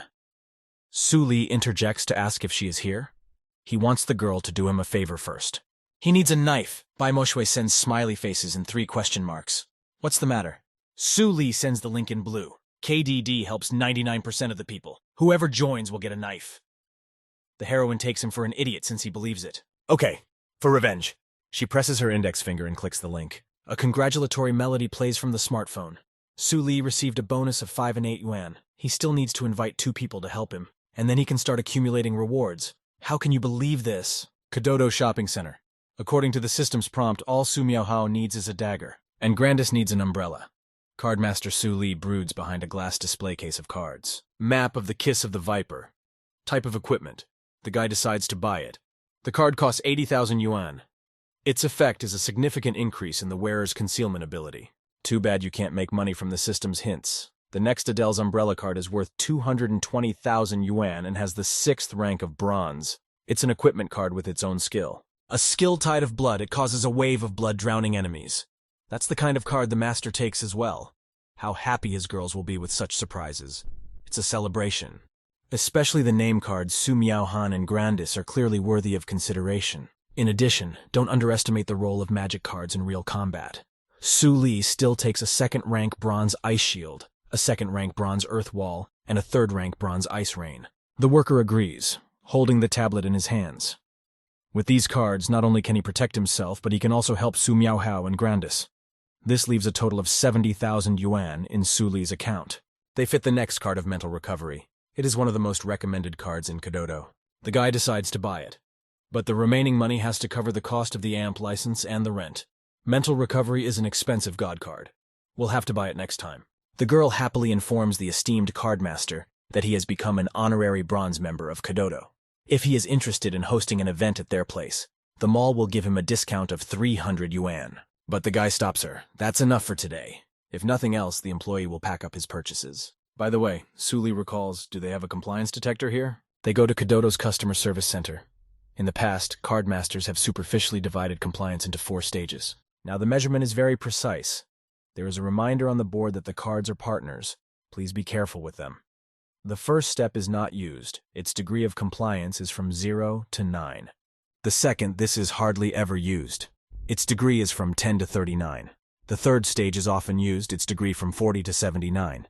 And the fourth from 80 to 100. Awesome. Someone speaks from the outside. One wizard's correspondence with his card crossing the litter reaches 68. He raises his card high up for all to see. The guy cries big tears and strokes his card. The diligence pays off. Su Li stops in bewilderment. He's here too, that kid? The guy comes out of the compliance department with his friend. Su Li, meanwhile, covers his face with a bag so that he won't be recognized. He's very motivated. On the Academy forum, he spells out everything about his career with Through the Toilet. He's even nicknamed Brother Through the Toilet online. Su Li didn't expect to meet him here. There's the Compliance Measurement Center. The guy and the employee are standing right in front of its entrance. Su Li sits down at a state-of-the-art device. He asks the female employee if he can check it himself. Of course, if he needs help, he can ask. The guy inserts his cards in front of him into special holes in the measuring device. He then puts special virtual reality goggles on his head. He sees a digital interface with several icons of his character cards. He has the highest stage, 85, 80, and 83. Such high compliance. The Blood Wolf has 80. Ice Armor has the same. Even the cards that were just purchased have it starting at 80. If the Academy became aware of this, wouldn't it cause a sensation to the entire world of cardmasters? Perhaps compliance is so high because of its arcane system. In order not to flaunt it, Su Li needs to get an amplifier certification as soon as possible to hide this ability. The hero exits the center of the conformity dimension. A little later that same sunny, beautiful day at the Cardmasters Alliance. This place looks official and presentable. Su Li introduces himself at the front desk. He's from Liangcheng Academy. He came here to get a card amplifier license. The employee in the classic suit answers to pay a fee of 30,000 yuan. After that, he has to go to the registration hall for witnessing. When he's inside the hall, a girl comes out of it. She greets him. It's Jiang's classmate. They met again. The two wave to each other. She reports that she's already finished and it's time for her to move on. Zhang Mingyue is definitely a card booster. Did she check in? The guy in front of the amplifier certification entrance. To obtain an amplifier license, you must pass a random amplification test in 3 different rooms. Each room has 1 reinforcement card and 99 material cards. There are 3 or 4 possible reinforcement options among them. The grades are divided into passing, ordinary, and excellent. Only after passing all 3 reinforcements you can get the profession of an amplifier. Su Li's amplifier has been waiting for some time in full readiness. There are precautions written on the entrance. It will be hard to get a professional license, relying only on luck 3 times in a row. Only a true booster will be able to pass. A disciple of Liangcheng Academy is encouraged. With the system, he definitely won't fail. Registration begins. A determined guy opens the door and walks inside. He stands in the center of the room in front of a semicircular table. Above flies a multitude of cards. Suli reaches out his hand to take the card that lies in front of him. This is a young man from Osiris, character type. He has a bronze of the first rank. The description states that he dreams of becoming a battle aura master. Well, the hero puts his index finger to his head and summons the amplification system. An interface with several options appears. The first is killing the monster in the western part of the forest, and bathing in its blood will make the fighter stronger. The second is to merge with a long stainless steel sword. There are still merges with Wolf of Strong Wind, as well as Traveler. For the former, you have to enter the inner world of the map, which will be inconvenient. Su Li will give him a long sword so that he doesn't stand out. The student raises the cards in front of him, and a brightly glowing energy portal appears in front of him. The young man from Osiris! Reinforcement! Su Li said loudly. A sharp stainless steel sword appears in the air. It whizzes through the air towards its intended target. A bright pink portal appears in the sky in another world. A forested area can be seen beneath it. The world of the map is evolving. While hunting in the forest, a young man found a beautiful long stainless steel sword stuck in an ancient tree. His fighting ability was greatly enhanced, and he decided to go deeper into the forest. While hunting, the young man encountered a monster from the western part of the forest, and after defeating it, he bathed in its blood, prompting him to break through. The map was successfully reinforced. Su Li actually accomplished the first point at the same time. It looks like he doesn't have enough experience yet as a card amp. Once he gets through the first registration, you should be able to go to the next venue. The guy enthusiastically decides that he has an obligation to relentlessly get stronger in order to reach his full potential. He enters a second room with a lot of cards flying around in the ceiling, and the background is like a starry sky. After some time in the office of the Alliance of Cardmasters, behind the desk is a man with glasses. In front of him is the candidate's application form, showing Jiang Mingwei's full name, age 18, school year, height, and blood type. All of her 3 enhanced cards are also presented. The grades are excellent, excellent, excellent. All maps are improved in the best way possible. Great registration walkthrough, as expected from a genius of the Jiang Family Corporation. With students like Jiang Mingwei, Liangcheng Academy could safely compete with other academies. A female employee appears at the entrance of the esteemed cardmaster Yan Mo's office. She brought the new candidate's test result. Please let him do the evaluation. A lot of them today, the director replies with a tired look. But he still takes the documents. Suddenly he corrects his glasses. Yan Mo can't believe his eyes. What the hell is this? 4th rank bronze? Merging with 2 rank 1 bronze cards strengthened the card to that level? The staff member replies that the candidate is in the first room. He used a long stainless steel sword to reinforce the young man from Osiris. The director is stunned, covering his mouth with his hand. And both other trials are at an excellent level? Did a genius amplifier comparable to Jiang Mingyue appear in Liangcheng? The man turns to Su Li's profile. Is that him? His height is 178, and the school year, the end of the first year. In time, the same day, Liangcheng Academy, a sunny, beautiful day. Rainbow rays fall on the buildings. Su Li is walking down the tile path. Suddenly, he puts his hand in his pocket. It looks like there's a notification on his phone. There's a message on the screen from the Cardmaster Alliance. His final grade is excellent, excellent, excellent. The registration has passed. The Map Masters Alliance can officially publish his registration grade, or it can hide it. Guy smiles. Right now, he doesn't have any thoughts for joining any force yet, so there's no point in posting it. So he chooses TD to hide it. Be that as it may, the Academy itself is directly under the Alliance, and teacher Yan Mo is one of their examiners. He will provide Su Li with the opportunity to thin the wool. Suddenly at this moment, an angry girl appears from behind and calls out to the disciple. Su Li! By Mosue? The guy nervously twirls his finger at his temple. What kind of unexpected meeting? She did the guy a favor, right? So how did he respond? The guy was a little confused. He was registering for the booster, so he didn't notice the message. But in her right hand, the Bai Moshue girl begins to expertly twirl her pink blaster. She takes hold of his clothes with one hand, and with the other, she puts the gun to his forehead. Did he think he could fool her so easily? Su Li raises his hands in the air in bewilderment. He refuses. Don't let him get excited. He's her savior. Is this how she treats her benefactors? But the offended girl crosses her arms and looks away. Su Li may have helped her, but that doesn't mean he can dishonor her. The disciple replies that it wasn't him. He didn't mean to. He only has 2 hands and no tool cards. How would he be able to get so many people down? The two stand opposite each other, figuring out the situation. The girl holds a card in her right hand, thinking about it. But because of this incident, Bai Moshue's ranking has plummeted, and she has disgraced herself in front of her family. She must wash away her shame. Okay, Su Li agrees, closing her eyes and crossing her arms. What does she suggest? This card will be a thank you to the guy. Yi Bai Moshue wants to challenge Su Li. She offers to fight in public in 3 days on the training ground. If he loses, the guy will have to apologize to her for his miscalculation that time. Su Li hides the new card behind her jacket. Okay, and if she loses, don't let her come any closer. The girl gets really furious, pointing her fist in his direction. Su Li, let him talk straight. Who's picking on him? The guy runs away from her at full speed. Current post. How to evaluate Su Li's classmate for asking for money from rescued people. A vigorous discussion ensues, and one of the students wrote that Su Li intentionally took a photo of people in an idiotic position. Later, at Psy International's high-end apartments, this is Su Li's new home. The young card master lies on the floor on the rug and ponders. It really is his fault. He should have lowered her to the branches of the willow tree. Not to see the true face of Bai Moshue, he only smiles confidently, lying on his back with his hands behind his head. She's thinking about regaining her dignity through revenge, and he's already itching for it. Bai Moshue is ranked 2nd in spiritual strength in the academy rankings, and she is also the princess of the Beast Tamer clan. Her strength is at a high level, and she will be a worthy opponent to test Su Li's new strength. There are already about 10 magic cards lying in front of him. His current strength already surpasses Zhou Qing's. He looks at one of his new cards. It's a Divine Psyche Recovery. Type Magic, Bronze of the 3rd rank. And this card was given to him by the frail rich princess Bai Moshue. Now that's something I didn't expect to see: glorified divine mental recovery. Both cards are used by official academy boosters and can be drawn as rewards in the academy building. These are all the types he needs to boost his mobility and healing disadvantages. He also has a dagger for Su Miaohao and an umbrella for Grandis, plus the purchased magic cards Ice Shield, Earth Wall, and Ice Rain. They are much needed to strengthen his 3 main cards. Bai Moshue is going to be surprised. The guy is excited. Su Li picks up one of his cards and summons the system.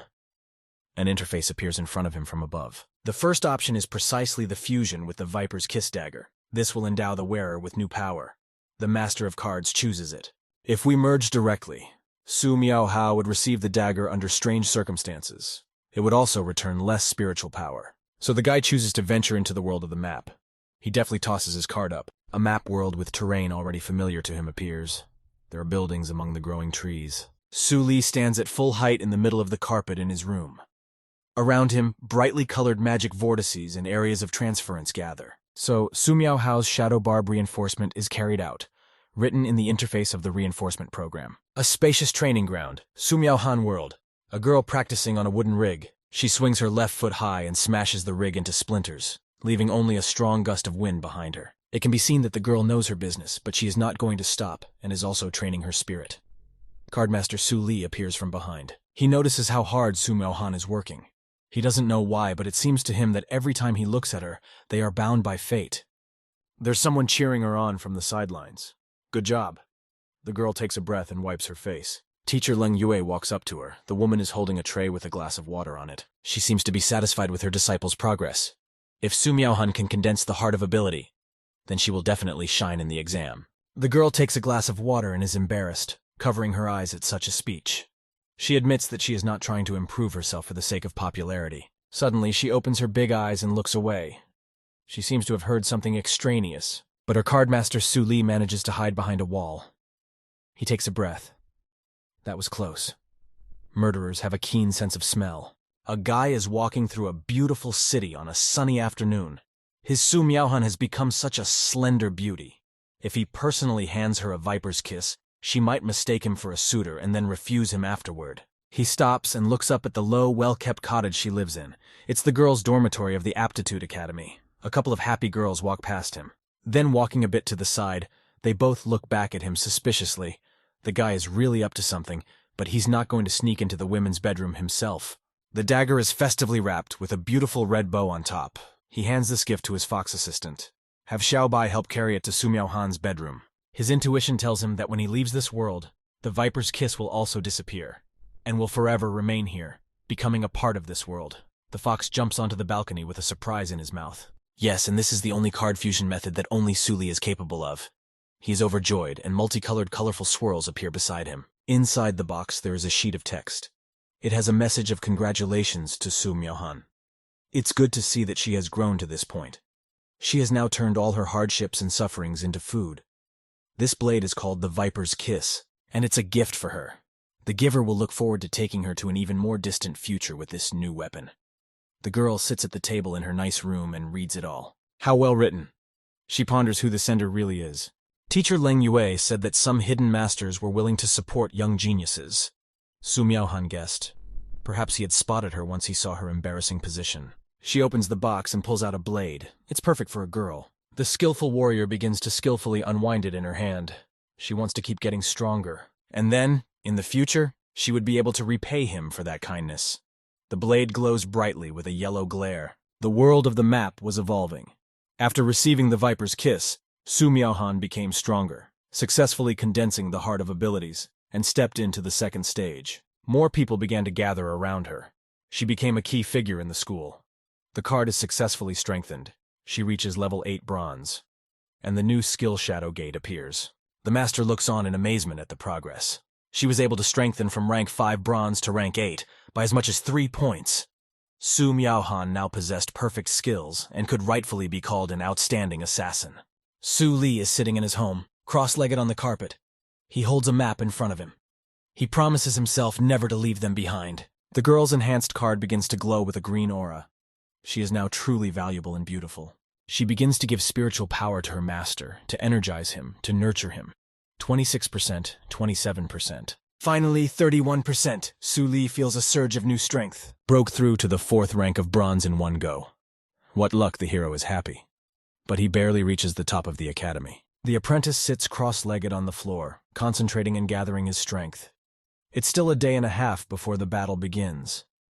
It seems that the higher the rank of the map, the higher the ratio of time to the real world.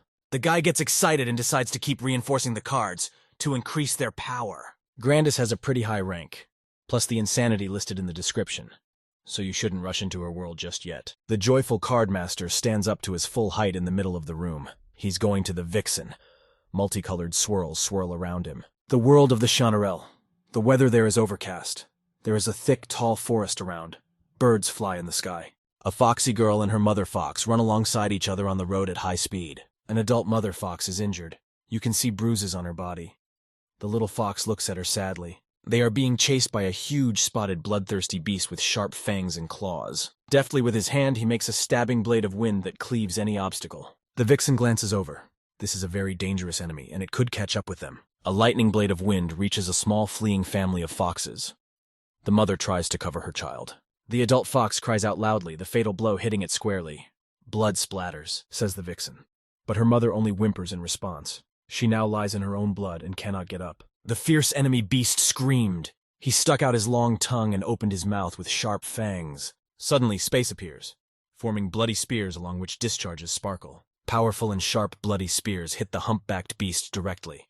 The impact is so strong that rocks start flying apart. The powerful blow carries the beast far into the forest, leaving behind a deep trail of track and raised dust. The trees stagger, and the little fox looks after it and sits in front of her mother. And God said heal. The hand of the master is raised up, and above it is a card with bright yellow rays coming from it. It was as if a heavenly yellow healing light was falling on the adult fox's body, enveloping it with its life force. Xiaobai rejoiced. A pleasant warm aura appeared around her. Su Li is in front of her, a card flying back to him, restoring his strength. To his left is the vampire Grandis, who made the hit, and on the right is a motorcycle. With card in hand, the guy looks earnest and apologizes for being late. Xiaobai becomes absolutely delighted at the sight of his good friend. Qiang, she greets him. Around the Vixen, small yellow plushies float and glow. Q! She joyfully jumps on the guy's chest. Su Li is also happy to see her awake and healthy. It's been a long time. I think she missed him too. Foxy looks at him with her pure-hearted eyes. She closes her eyes and just lulls herself into silence, warming herself mentally beside him. It's a very warm encounter. The guy sets her down on the ground. She is still with her eyes closed, sitting concentrated and peaceful. There is a yellow glow around her. Su Li is astonished. Could it be that her talent is awakening? The mother fox level is at the bronze rank, so the healing effect of the holy light technique should be strong. Behind the trees at this moment, there is a loud roar in the forest again. All the friends look in that direction. The bloodthirsty huge beast is still alive. It is even more enraged and shakes off tree branches and leaves. The power of the Vindicator reaches the highest rank of bronze. The cardmaster looks ahead and ponders his course of action. The mother fox is in a bad way, and the vixen must not be disturbed. She is gaining strength to awaken her talent. Well, the vampire Grandis will have to do battle. She will use her blood madness.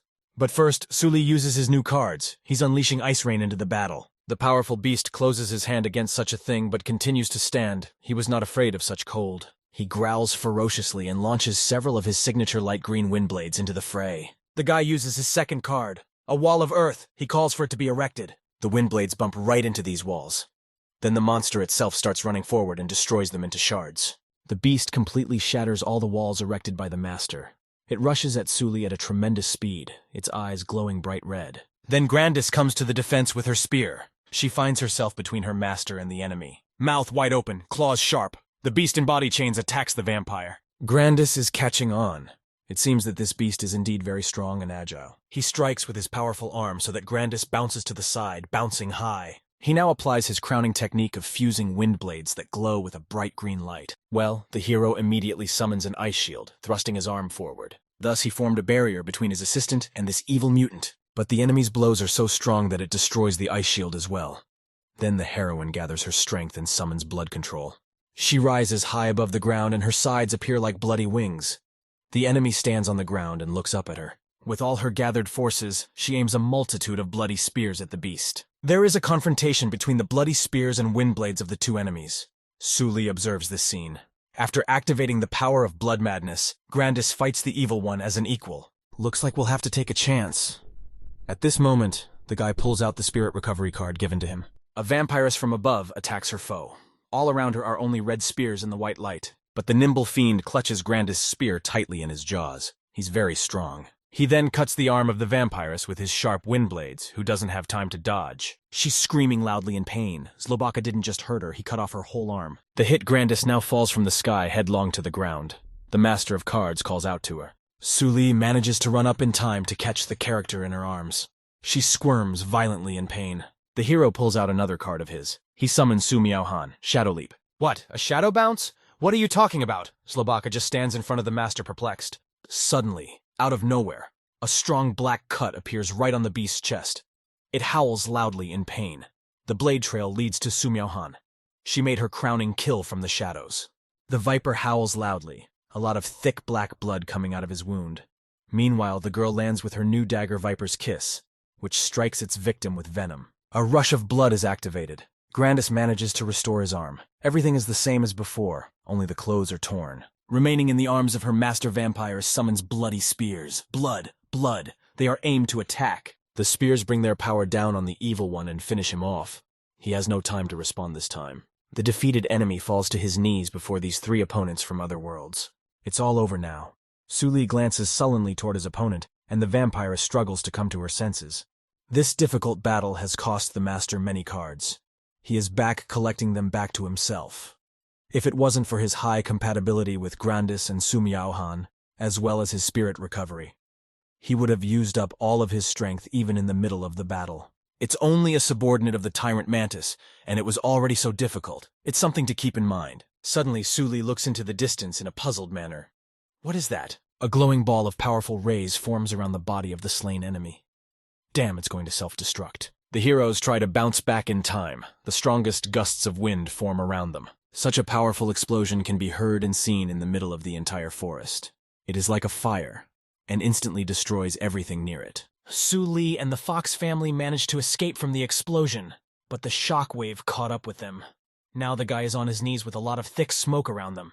This outgoing smoke is quite unpleasant, and the hero covers his nose with his hand to avoid breathing it. But what's the matter? An adult mother fox is lying on the ground and won't get up. What has happened to her? Master desperately pulls out his Holy Light card. Damn it, he lacks the spiritual power to use the Holy Light. Spirit regeneration can only be used once a day. The hero can only hope that she can hold out. But suddenly the fox stops him with her paw. It's poison. That's what it is. Green saliva comes out of her mouth. The understanding adult fox stops it. Did the mother fox know what end awaited her? Suli thinks. Yes, she nods approvingly, taking one last look at her little girl. The white dainty does not react. She is still sitting with her eyes closed and gaining strength, and the weakened mother fox licks her. A poisoned mother fox takes her little vixen with a warm yellow aura by the scruff of her neck. Mother fox brings her up to Suli. She is shaking all over and her whole body is unwell. The saddened guy looks at her with an understanding look. He tells her not to worry. Su Li will definitely take care of the vixen. A very touching moment occurs between them. Green saliva still flows from the mother fox's mouth, but tears well up in her eyes. The guy is on his knees. He also wipes his face and looks at his glowing character. The mother fox is lying on the ground and is no longer moving. Su Li made a slide at the burial site and placed the tombstone on it. The sun is already setting, about to hide behind the clouds. At sunset, this is how Su Li and his fox farewells his mother fox. The hero strokes the vixen's head and instructs her to be strong. He says that her mother will always watch over her from the other world. Foxy covers her eyes understandingly and sheds a tear. She has gained strength by now. But what is suddenly happening, the hero does not understand. Bright and powerful yellow rays begin to emanate from the animal's head. Then they completely surround the vixen. She continues to sit, with some larger silhouette appearing behind her. At this point, the baby suddenly grows in size. She becomes more mature and graceful. Is that really the power of awakening? The hero looks at her with his mouth open in amazement. The graceful fox becomes very big, even bigger than Su Li himself by a factor of 2. It grew right in front of his eyes. Now she opens her eyes, but she has a very different look in her eyes. The fox thanks her human friend. The hero looks up at her in rapture and can't believe it. Can she really speak? The furry character announces that she has unlocked part of a gene circuit just for the use of telepathy. She keeps her paw on her chest. She sits up on her hind legs and lets out a loud cry. The awakened vixen appeared in all its glory before the Master of Cards. She turns around and informs me that she wants to get stronger. Yes, just like Su Li himself. The friend agreed in response. If his abilities were strong and refined enough, and if he were carrying a detoxification card, he would be able to protect them much better. However, taking revenge on the tyrant mantis would be beyond them now. They both stand in front of the tomb and watch the sunset. The man introduces himself in a friendly manner. His name is Su Li, but the awakened and enhanced vixen pauses her head, slightly downtrodden. She has no name. Then the human friend will call her Xiao Bai. He addresses her in a friendly manner, and is pleased to make such an acquaintance. She agrees. Good. From now on, her name is Su Xiao Bai. The hero puts his hand on her nose. At this moment, multicolored magical force vortices appear around him. The furry beast asks if he is leaving her again. The man admonishes Su Xiaobai to become stronger. He'll be back as soon as he's needed. The hero waves goodbye cordially. After Su Li disappeared, Su Xiaobai started roaming the dangerous forest alone, defeating the vicious beasts in the invaded territory of the Fox clan. She is very resilient, but with her struggles to survive, she is constantly getting stronger. The card has been successfully strengthened. One-tailed heavenly fox Su Xiaobai. She has the 7th bronze rank. The master looks at the card in amazement. She had jumped 4 ranks and awakened 2 new skills, and even her name had changed. From White Fox to Celestial Fox. This card has significant growth potential. Su Xiaobai, having given her true name, Su Li is responsible for her. He looks at the map with love and care. The card begins to emit bright magical swirls around the owner, who is standing on the floor. He counts. 34. 35 points of spiritual power. The card reinforces it. Su Li closed his eyes and concentrates. 38%! This guy is so happy he's going to surprise Bai Moshui so much! Suddenly the phone made a sound. A notification came into it. The hero turns around. Who could it be? Unknown number again. Fight at 9 o'clock. It's that Bai Moshua. He opens the door confidently and happily. The boy will show her what he can do now. Suddenly he looks away. It seems that someone else is here besides him. It's Bai Moshua's girlfriend. She also stares at him dazedly with her big green eyes. They both happen to open their apartment doors at the same time, and now they're looking at each other. Both of them scream in horror at the whole house with their mouths wide open. They can't believe it and point their fingers at each other. Both can't understand why they live next door to each other? What a coincidence. Their horrible screaming echoes even into the street. After a while, the spacious training ground of the card masters. A large number of spectators had gathered on the 2nd floor. They're here. The students saw the 2 opponents that the entire court was already waiting for. A couple of card masters are puzzled. So much attention. Suddenly there were a lot of spectators gathered. One of the academy's students cheerfully meets and greets Su Li. His name is Wang Xiu, and he is very grateful to Su Li for saving him in the infected land of the Blood Clan. He hopes that the guy has no grudge against Moshui. The hero starts to remember. This guy was kind of suspended by a willow tree too, wasn't he? Yes. Wang Xiu admits that among all the others captured by the royal willow, he was injured the most, thanks to Su Li. The guy chuckles and says that Moshui is making a mistake, but the girl grits her teeth and tells Xiwei to stay out of her business. Su Li reassuringly replies that they are just having a friendly duel with their cards, so there's no need to worry too much. Wang Xiu suspiciously shifts his gaze. Friendly? A dark pink space of indignation seems to appear behind him. Sure enough, this guy claps his hand on Su Li's shoulder and says that he hopes this master doesn't flip out in a second. The hero looks around puzzled. What does he mean by that? The opponents got ready and stood opposite each other on the sides of the training area. A determined Bai Moshui tells Su Li to get started. Both of them already have their cards ready in their hands. The young card master already has a certain amount of experience and an impressive amount of power, so he's confident. He holds the vampire Grandis's card in one hand and his shadowy barb in the other behind his back. He smiles and says he'll start first then. Grandis. The wily vampiress appears on the set, surrounded by a multitude of bloody spears, arms crossed over her chest. But both, the card master and his character, shudder. What's happening? The floor rises beneath them, forming a relief surface. The enemy finds himself standing on top of a large tree stump, surrounded by many branches with leaves. And the roots and branches are heading straight for Su Li and Grandis. The boy realizes that this is a map of the territory, the forest of beasts. He is wary. What should he expect now? A tree suddenly grows to a great height. A whole dense, impenetrable forest is formed around it. Energy whirlwinds pass between the trees. But this is just the beginning. Now Moshui summons his deadly beasts of the forest. Eagle, tiger, snake, and they all attack at once. The guy lightningly applies his 3 cards in response.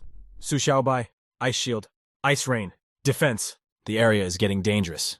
It feels like predators are already out there. But Su Li is also summoning territory, the Shadow Gate. Dense black smoke emanates from them, obscuring the enemy's visibility. The tiger and the snake have lost their bearings together. They don't know where they are. The fog has completely surrounded them. But Bai only chuckles in response. It's just black fog, she replies cheerfully. Grandis with a bloody spear appears sharply out of the mist, ready to strike. The opponent, meanwhile, has another special card in reserve, specially suited for such an occasion. Night Vision. All 3 animals gain the ability to see even in such black fog.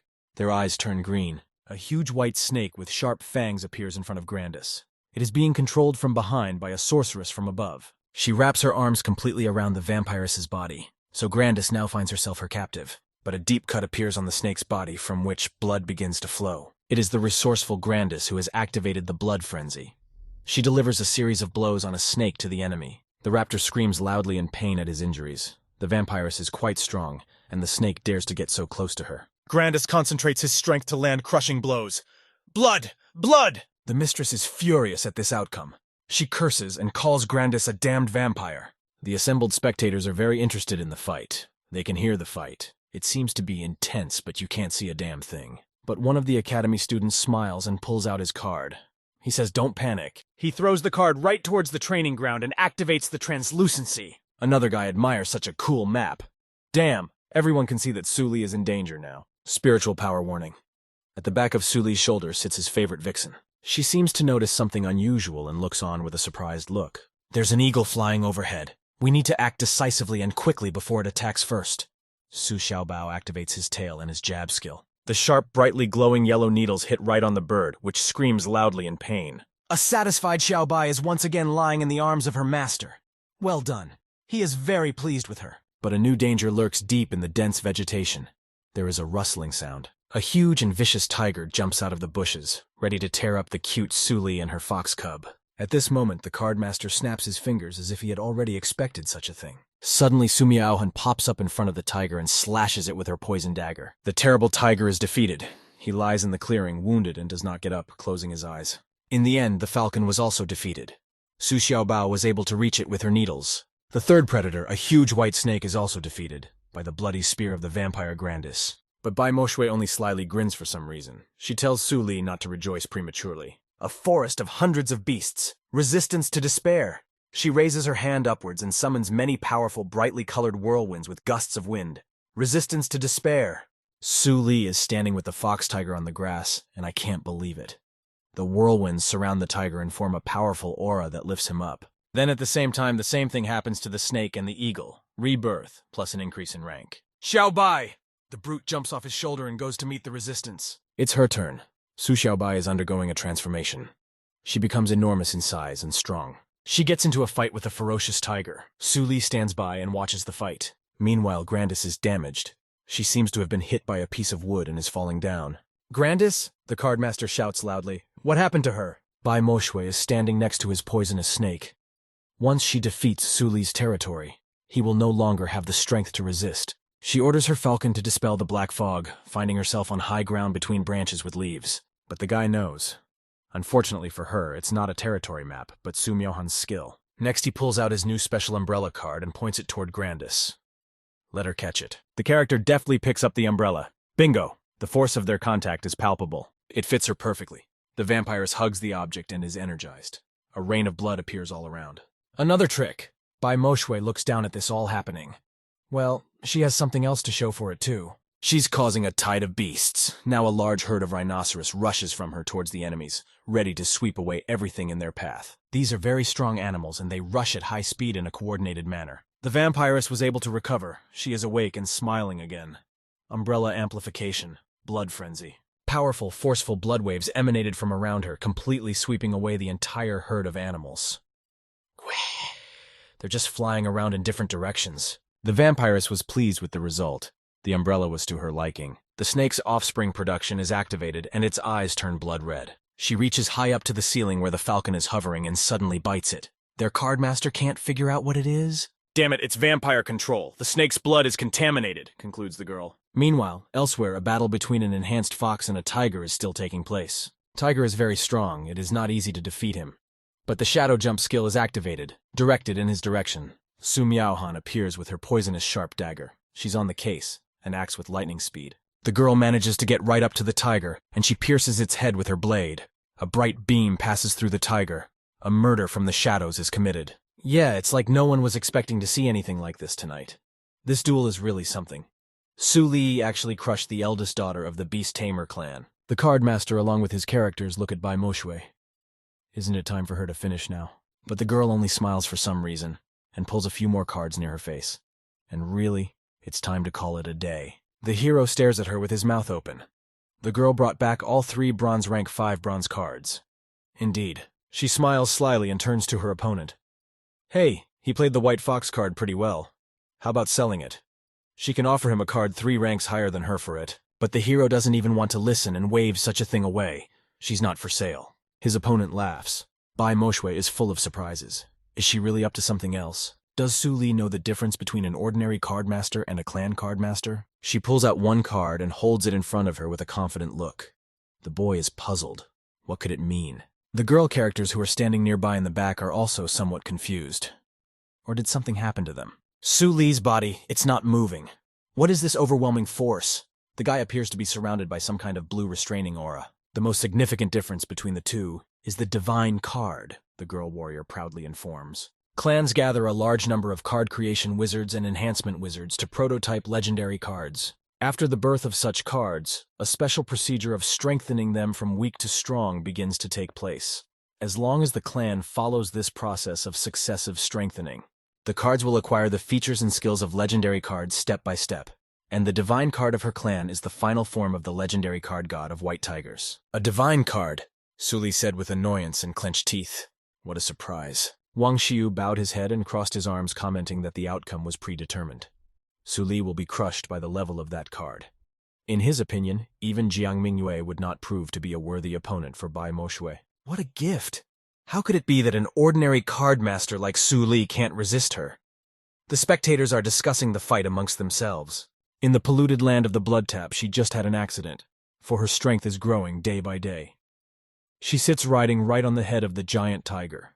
Can he feel the gulf between them now? How about this? Let him give her the fox. After all, Bai Moshui is obviously better suited for her than this guy. The boy bowed his head down dejectedly. Would she be better suited to her than him? Everything around him seemed to fade. But after all, she is his map, and Su Li has been watching her growth since his youth. He was the one who accompanied the vixen on the snowy plain, burying her mother. He's the one who gave her a name. Su Li decides that he must help her recover, help her get stronger, help her. No one will take Su Xiaobai away from him, he shouted towards his rival with determination. Suddenly the white vixen comes to her senses, rises and stares confidently ahead. She broke free from the white tiger's chokehold. The girl can't believe her eyes. Transformation. The vixen grows to a huge size, once again intensifying and blazing with yellow light. Bai Moshui slightly leaned to the side as she watched this beautiful sight. The character's 2 girls are also chosen from the suppression of the white tiger. They are full of strength and resilience. The opponent of the fight can't believe his eyes. How is it? Have all his cards broken out of their confinement? The White Tiger King's divine card, so what? As long as Suli lives, his cards will become stronger. Xiaobai will become the divine celestial fox. Su Miaohan will become the goddess of assassins. And Grandis will become the ancestor of vampires. A harmony will form between them. One day, their match will reach 100%. How can she match it? Spiritual restoration. The entire team stands together, and Suli tells Bai Moshui to keep fighting. Rival tells the guy not to overestimate himself. She pulls out some powers and spends a strength boost as well as a body boost. A white spiritual armor begins to form around her in the form of an invincible knight with red eyes. The girl also gains a spiritual knight's spear and holds it firmly in her hand. In front of them is a real giant on a divine, invincible white tiger with a red energy circle glowing in its chest. While behind the knight's helmet, the girl shouts out to him that Suli had gotten himself into trouble. The cardmaster is still standing on the grass watching all of this. The strongest opponent he's ever faced. First, we need to deal with the forest of hundreds of beasts to stop the territory from growing. Su Miaohan attacks and activates concealment in the shadows, and Grandis runs beside her with her umbrella, activating bloody wings. They are off to a great start. The fearless vixen goes into battle. She is confident for herself and her master. The divine white tiger with sharp fangs also attacks and has no intention of retreating. All the bleachers on the side are filled with spectators, and they come even closer to the fence. It's a truly magnificent battle between two powerful characters with different kinds of energies. Is this really the battle of the immortals? Looks like the Academy is going to have to splurge on renovating the training ground again. The fans are commenting on the fight. A white knight in spirit armor holds a spear in his hand. The opponent says there's no dodging it. But the vixen has a keen eye and is very agile. She has a lot of serious skills to fend off attacks too. Xiaobai, transformation! Loudly shouts out Suli, who is watching the fight. Right in the air, the vixen transforms from a huge beast to a baby, who is now flying even higher somewhere. Bai Moshui watches as the little baby vixen ducked above them. But it turns out to be a clever trick to confuse his enemy. The vixen is big again and lands on the ground, but is already behind the tiger. What a surprise! Bai Moshui didn't think that the white fox was capable of pulling off a reverse trick. Meanwhile, the reinforced Grandis gather with their bloody wings to attack. She forms a portal into which she shoves her hand. A huge monster hand with sharp black claws emerges from the back of it. Thus, from a distance, the vampiress uses this giant arm to break the tree in half. There's a lot of green areas around here. Looks like some kind of disruption. This area of the forest is disappearing. Everything is destroyed. Only Suli is left standing in front of a giant knight with a spear on a white tiger. The last remnants of the forest area are scattered. The satisfied guy reports that his rival's territory has been destroyed. She still wants to continue, but Bai Moshui's confidence is profound. Even without a territory, his cards are unable to resist a divine card. An ordinary master thinking of beating a clan master? Let him stop dreaming. Bai Moshui, there might be another sky above the sky in this world, outlines her opponent, and she wouldn't get everything by just one wish. First of all, she would have to give up Xiaobai. Naive, the girl replies confidently.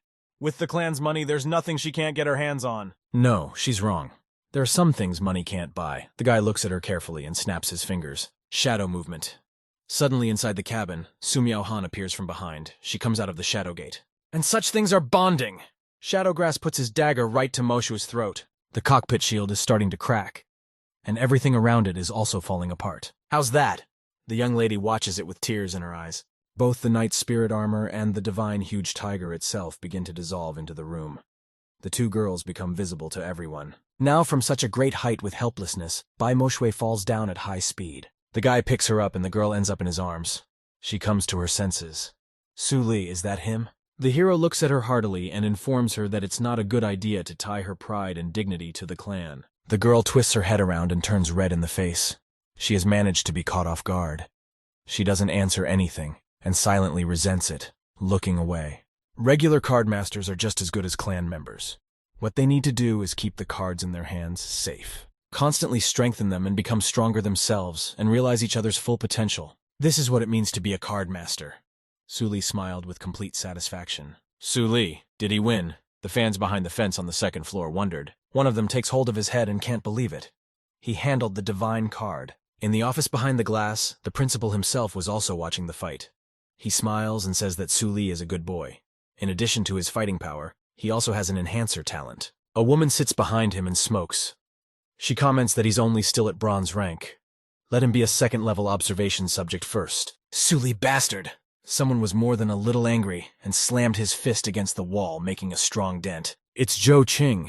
He doesn't understand how this card master managed to defeat the princess of the Beast Tamer clan, and he called him mediocre. He has a frenzied gaze full of anger and rage.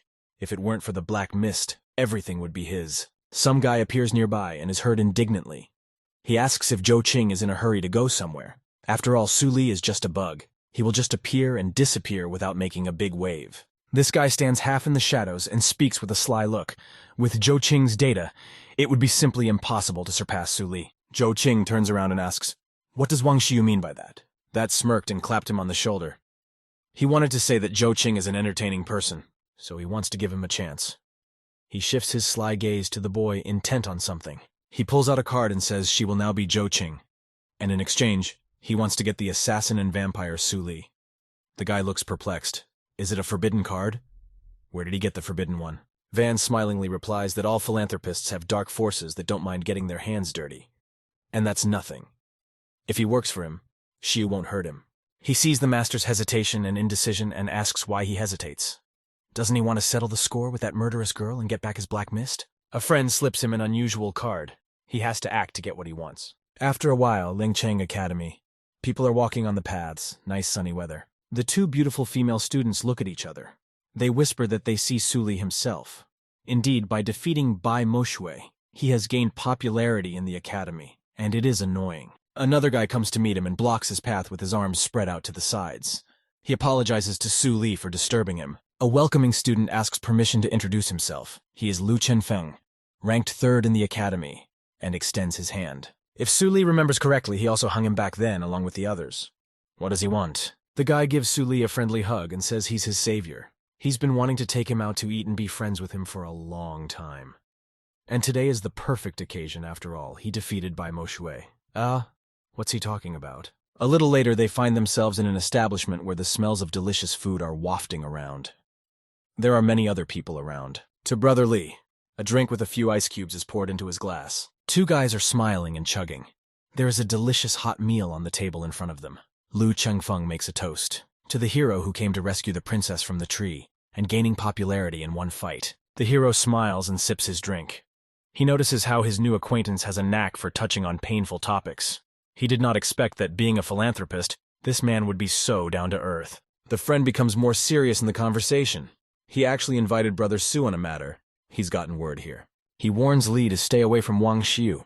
Looks like he's started plotting some nasty plots against him. The cardmaster takes a drink and ponders. Wang Xiu, why would he target him? In this world where only strength is respected, he is the most common cardmaster. It's enough to make you jealous enough to target someone. And in the battle with Bai Moshui, he revealed all of his strengths. We need to get stronger soon. By the way, Su Li asks if his buddy knows where to get assignments for the amplifiers. Assignments for amplifiers, Lu Chengfeng ponders while taking a bite to eat. There's a place, an underground black market, the aroma of a hot dish on a skewer. Black market. That's right. Compared to the Cardmasters Alliance, the black market procedures are less troublesome and there's no commission. There's just a lot of reinforcement requests because it benefits both sides. The mapmaster gets all excited, he wants to go there. Buddy chuckles and replies that you can count on him. He's kind of into it too. His family will sort it out and they can go together. Su Li says he would appreciate it. The hero gives Lu Chengfeng his amplifier card.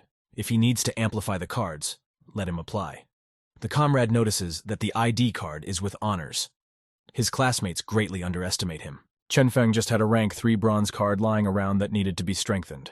They will follow the rules of the black market. If Su Li helps him reinforce it, he will receive 2 reinforcement material cards with a commission. Good. He will gladly take this card for himself. His comrade will be satisfied. After a while on a dark evening, an upscale apartment. A bright light burns in the windows. Su Li sits on his rug in the lotus posture. 2 cards lie in front of them, from which small clots of energies rise. He had already finished reinforcing Liu Chengfeng's animal card, and didn't even have to spend on materials in the card world. He fed the remaining 2 magic cards to recover spiritual energy, then amplified it to rank 4. The effect increased spiritual powers by 20%.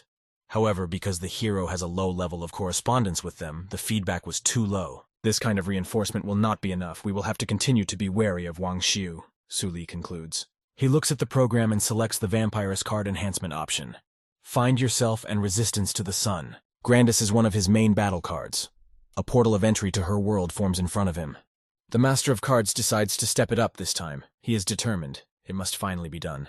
Vampire Grandis card is in the process of being reinforced. It's a dark, deep, gloomy night. The sky looks like it's covered in blood.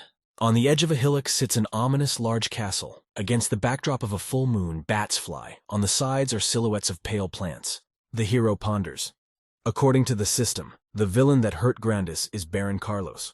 Following common sense, the complexity of the reinforcement is not too much higher than the strength of his cards. But all vampires with a title belong to nobles with powerful bloodlines and live a very different life from ordinary vampires. Summoning Su Miao Han Su Xiao Bai, we need to carefully consider reinforcing the Grandis. They run warily down the empty road toward the sullen castle. There are many tombstones surrounding them on the sides. They decide to keep a cautious lookout and avoid head-on skirmishes. Suddenly, an animal with hooves swoops across the ground somewhere. It's a deer with big and sharp antlers. It's being chased by a bloodthirsty, half-naked vampire with red eyes. Suli is lurking behind him. The vampire screams loudly, sticking out his tongue and opening his mouth wide with sharp fangs. It's an inferior vampire that couldn't retain its human form. Suli's character concludes. Su Miao-han attacks him from the shadows with whip-like punches. The inferior vampire screams loudly in confusion. Damn little man. How dare she set foot on Black Forest land? The creature becomes furious. He is kneeling in front of Miao-han. Lord Carlos will make this girl pay. But the girl puts her poisoned dagger immediately to his neck. The vampire shies away. She forces him to tell all about this castle, the number of vampires. What area is Baron Carlos in? Su Li has a long-distance connection with his character girl. He speaks through her, and Su Li can see everything with her blue eye. But the vampire replies that he won't say anything.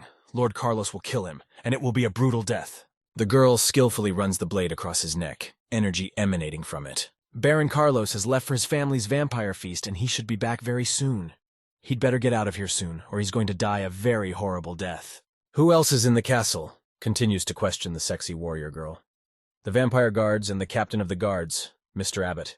He is Baron Carlos' strongest subordinate. Su Miao-han asks if he knows anything about Grandis. Grandis, that well-groomed girl? The shadowy thorn is all ears. Does she know something? With complete determination, she looks at him and sternly orders him to speak. It's through her that Su Li does this. He's very interested and at full attention right now.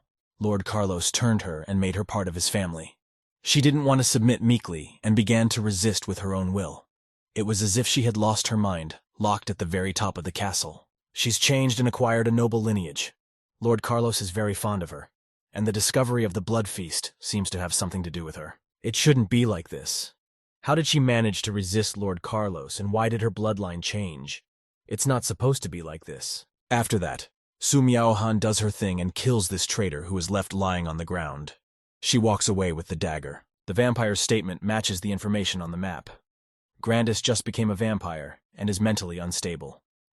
And it seems that in order to balance out the difficulty of reinforcing a bronze rank 5 card, the Baron himself isn't here. What is the connection between Grandis appearing in the real world and Grandis in the world of the map? The so-called invasion of another dimension seems to be different from awareness. The guy is pensive. He looks at the amplification interface while thinking about it all. Now is not the time to think about that. We need to get to work on strengthening the Grandis. They come close to the Baron's vampire castle to rescue Grandis. The night is very ominous. Inside, you can see the lights are on. The vampire guards who stood at the entrance were neutralized by a shadowy barb. They were left lying there. Inside the castle, there were also many vampires in the spacious hall. Su Miao-han dealt with all of them skillfully. The team moved forward at a brisk pace, but in front of them, on the floor in front of them, is the leg of someone fully protected by strong knightly armor. A giant in armor blocked their way, and in his hands he holds a large mace for reprisal. He has iron wings on his back. This is Guard Captain Abbott. His strength is at the level of an 8th rank bronze, the hero remarks. He directs Xiao Bai to hold him off for now. The vixen begins to transform and lights up with her yellow light. The huge fox is ready to fight. Abbott attacks. Meanwhile, the hero tells his shadowy assassin to follow him. A huge full moon in a red sky. The night continues. The bats also hover over the sullen castle. But who is in it? At the very top of her room, a girl is sitting on her bed. She has her back turned to the wall and is holding a soft toy beside her. Behind her, some man strapped with barbed wire sits on a chair. He's making agonizing noises. Suddenly he turns around. The door swings open sharply behind him. It's Su Li and her friend. Something the man tries to say at the sight of Su Li, but his mouth is tied and he can't move. Planted food on Grandis to break her will to humanity and make her drink blood. That's Baron Carlos's method? He's uninjured, which means Grandis' will is strong. so much so that she would rather fall into madness than cross the line. They release the human victim and tell him to wait outside the door and they'll take him out later. Thank you very much. Acknowledgingly, the man thanks. The vampiress still sits as well, not turning around all alone with her thoughts in persistence and steadfastness. Blood! She is overcome with a savage thirst, which is what she is fighting relentlessly right now. She screams loudly and grabs her head with both hands as if it's about to burst. But suddenly, from behind her, gently and affectionately, her waist is encircled by the arms of someone. Suli gently hugs her, closing her eyes, and doesn't let go of the girl who is in tears. He tells her to wake up. The hero embraces Grandis with care and warmth. He tells her to come to her senses. The vampiress seems to come to life and begins to sparkle. She turns around to him in tears and asks who he is. Everything around her becomes much brighter. The guy modestly replies that he's just a passing rider in a mask. More importantly, who is she? The vampiress in the dress painfully clutches her hands to her head, trying to remember. Is it her? Who is she? Suli gently brings his hand to her trembling head. He tells her to take her time and think slowly. Grandis whimpers. Suddenly there is clarity in her eyes, and they seem to light up with a new light through her tears. She's Grandis, a beautiful young girl. She lived in love and care, light illuminated her, and flowers bloomed all around her. She is the jewel of the Demon Slayer clan. She is deft with her spear and has great strength. Her raison d'etre is to destroy all the monsters that oppress humanity. She is graceful and strong of spirit. But there is a powerful vampire from a noble family with sharp, bloodthirsty fangs. He is great and strong and has power. He wears a big hat and sits on a throne. He captured Grandis and bound her. Right now she has turned into a vampire because of him. The girl screams loudly in despair, as if shattering herself into splinters.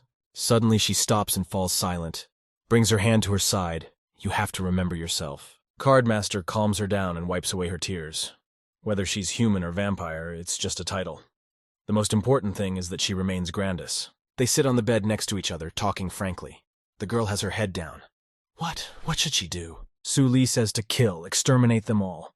They suck human blood, let her drink their blood. Carrying the blood of the progenitor, let her exterminate all these cursed creatures. But Grandis feels weak and sick.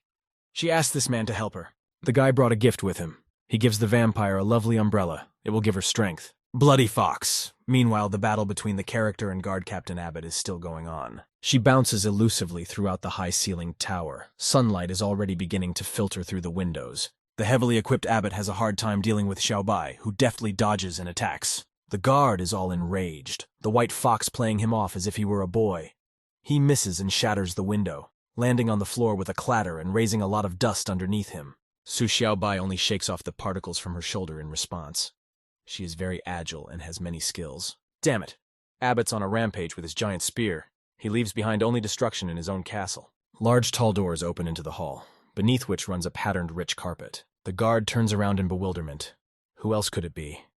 He looks away suspiciously. Grandis gracefully walks out of the room, holding a black lovely open umbrella behind her. Suli walks beside her. The hero mentors her. The vampiress is not strong enough. Let her go and get stronger, Grandis. The girl deftly closes her fairy umbrella. She stops and stares straight ahead with her sizzling red gaze. Vampire. Abbott stares in confusion. Has the vampire finally come to her senses? She flies high up, holding her umbrella in her right hand. She gathers her strength, feeling the wave of Grandis power spreading. She deftly comes up behind the captain of the guard. He doesn't have time to dodge such a thing. The vampiress bites him right in the neck. Yeah! The guardian screams loudly in pain. Abbott was finally able to be caught off guard. Suli and the vixen watch in amazement. The vampire screams loudly, throwing her head back and opening her mouth wide with her huge, sharp fangs. Is she following the human? Baron Carlos won't let her go. The girl wipes the blood from her lips. Her eyes are covered by bangs. Grandis is determined. The huge vampire captain is left sitting on the floor defeated, with the windows all broken behind him. Grandis has done her thing and gracefully steps to meet her friends with her newly opened umbrella. Not only has her psyche and body recovered after the blood-sucking, but her strength has reached another level. The cardmaster looks at his character in amazement. The recovered vampire steps closer to her friend and extends her hand to him. She thanks him profusely. The vampire still hasn't asked his name. They shake hands cordially. The guy introduces himself. His name is Su Li. He asks Grandis if she has a plan. A determined and recovered vampiress announces that she is going to exterminate them all. The girl lifts her dress slightly and makes a graceful little bow. She thanks Sir Su Li for saving her. She swears eternal loyalty to him. But the sincere hero puts his arm around her and supports her. No, Grandis, he stops her. She doesn't need to be loyal to him or anyone else. He's warning her. The girl is no longer Carlos's servant, and there's no need for her to become Su Li's servant. He announces that she is Grandis from today. The girl gives him a sincere look. May she remember and not forget her inner voice and remember the meaning of her existence. Grandis is truly moved. Tears come to her eyes. He puts his hand on her shoulder and tells her to go. They make their way out of the place. Grandis thanks his savior Su Li for his guidance. They go outside where Su Miao-han and the rescued man are waiting for them. Grandis follows her friend with complete trust, holding his hand. She would never forget him. After a while, a piercing scream is heard in the castle room. Who dares? Baron Carlos stands in the bedroom and sees an empty bed. Things lie scattered on the floor. The man with the huge hat on his head is furious, his eyes glowing with unrelenting anger. He threatens to suck his blood and turn him into a blood slave. The city of Armand the next day. The office of the demon slayer Rositz. There's a sign in front of the building. The three sit inside at a table and discuss. The man who was released by Su Li tells what happened. He introduces himself as Rositz, president of the demon slayers. He was accidentally caught by vampires. Then he turns to Miss Grandis. If Rositz isn't mistaken, she's the missing lady of the Charlotte family, isn't she? The girl nods approvingly in silence in response. A daughter from a lineage of demon slayers turned vampire. She will definitely be executed to set an example for others. But her friend reassures her, putting a hand on her shoulder. Don't worry. Once she's strong enough, she will be able to overcome these things. The man would like to suggest that Grandis, if possible, invite her to join the demon slayer's office. He slides his hand inside his jacket. Then he takes out a piece of jewelry made of heliotrope. Wearing it will disguise Grandis's vampire identity. It will allow her to move freely in the human world. The vampiress looks at it with a sad but appreciative look.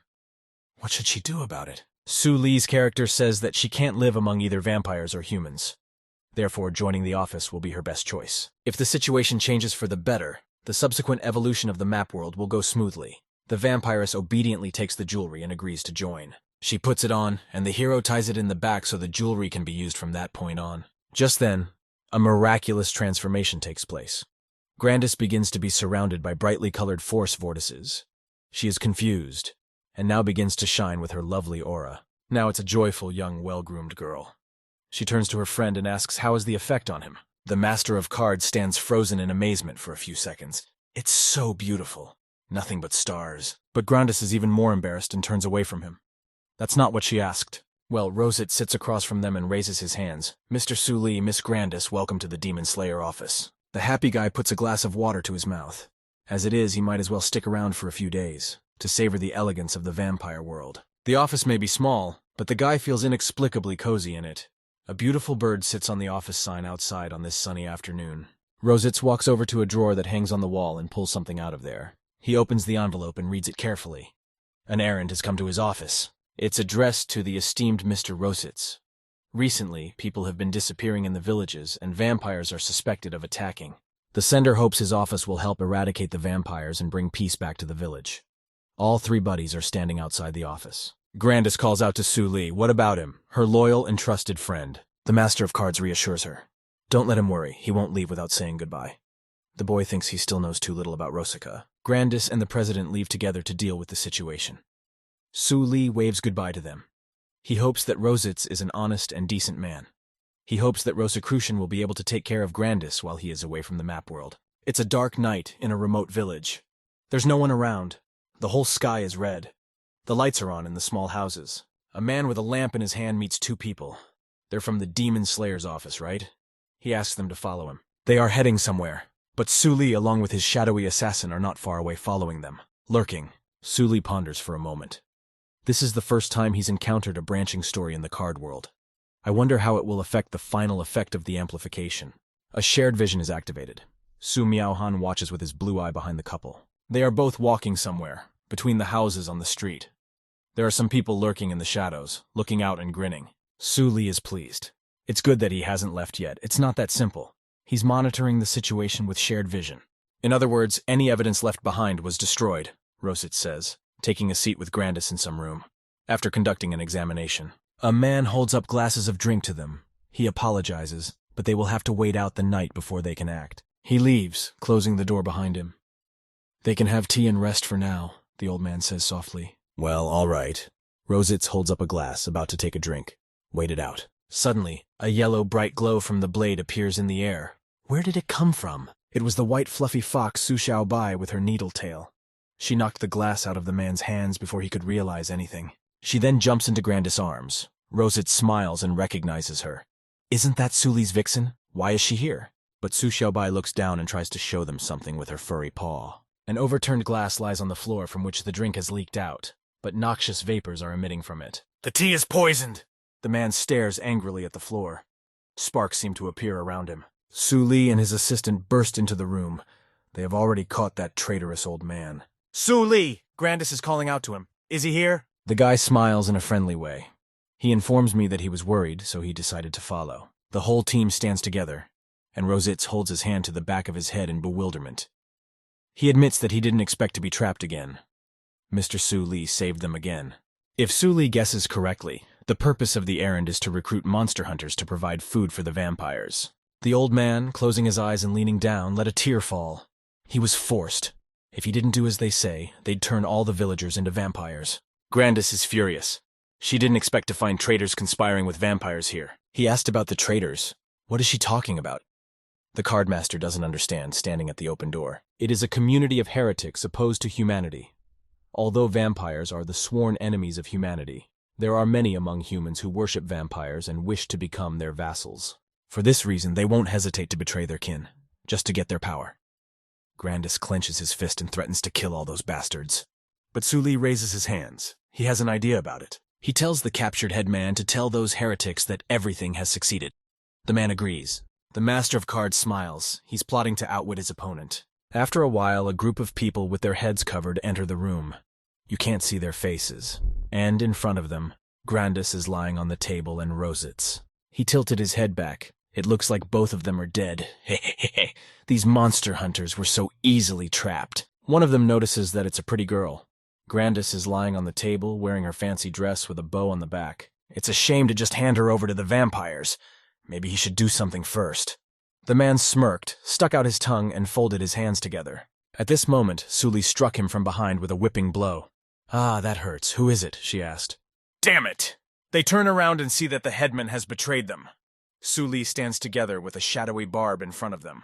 One of them points his finger and shouts to grab them quickly.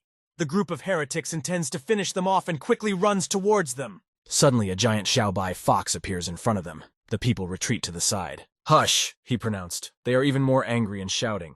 Let not their rivals be carried away, for these heretics have hostages. But suddenly Grandis and Rositz get up. They're alive and well. What the hell? How is that possible? A fierce vampiress summons a bloody berserk with her umbrella. Traitors, for their sin they deserve death. She can't be. She's a vampire? The chief heretic looks at her in horror, unable to believe his eyes. The umbrella rests against the wooden floor. Bloody, powerful sparks begin to emanate around it. Deadly dark red spears protrude from the floor, immediately killing the entire group by piercing their bodies through. Grandis then extends his hand and causes the blood to transform. All the blood of the slain rises and coalesces into a small, dense ball. There are powerful discharges around it. Rositz sees everything. All that blood, what does it mean? The vampiress says not to worry. She's just saving it for a rainy day. She won't cross the line and drink human blood. The headman bows to this team and thanks them for saving the people of the entire village. Rosicrucian welcomes the gratitude. That's what monster hunters do. For a while they stay like that, all together indoors, rejoicing in their victory. Su Li is happy and hides his card in his jacket. Grandis seems to have found the meaning of her existence. Early morning the next day, the Demon Slayer's office is still open. Standing at the entrance is Grandis with Rositz beside him on the step. In front of them is Su Li, who is about to depart now. The girl is sad and crying while looking at him. Su Li, he'll come back, won't he? Cardmaster is happy and smiles at his girlfriend. Of course, he will definitely come back. The new couple remains in front of the office, and the hero disappears. He returns to his own world again, passing through a portal. The world of the map is evolving. Thanks to Grandis, Rosika's bureau has recently completed assignments with high efficiency and gradually gained reputation. And Grandis's strength has also started to grow rapidly, due to the completion of many assignments. During an errand, Grandis encountered a 9th-rank bronze vampire. Grandis managed to defeat him using her powerful origin. After devouring his blood, Grandis underwent a powerful change. The vampiress literally blossomed. Her card transformed beyond recognition. She was now a rank 9 bronze. Back at home, the cardmaster summarized. He had accomplished 2 reinforcements at once, granting Adele's 6th-rank bronze umbrella and intervening in the world of the map. Moreover, the decision to join the Bureau also influenced the subsequent direction of evolution. It helped jump a whole 4 ranks. The vampire production skill disappeared. It must be because of Grandis's own choice. This girl is worth the investment. Time is running out. Suli must seize this opportunity and advance to the 5th bronze rank. He happily holds the card in his hand.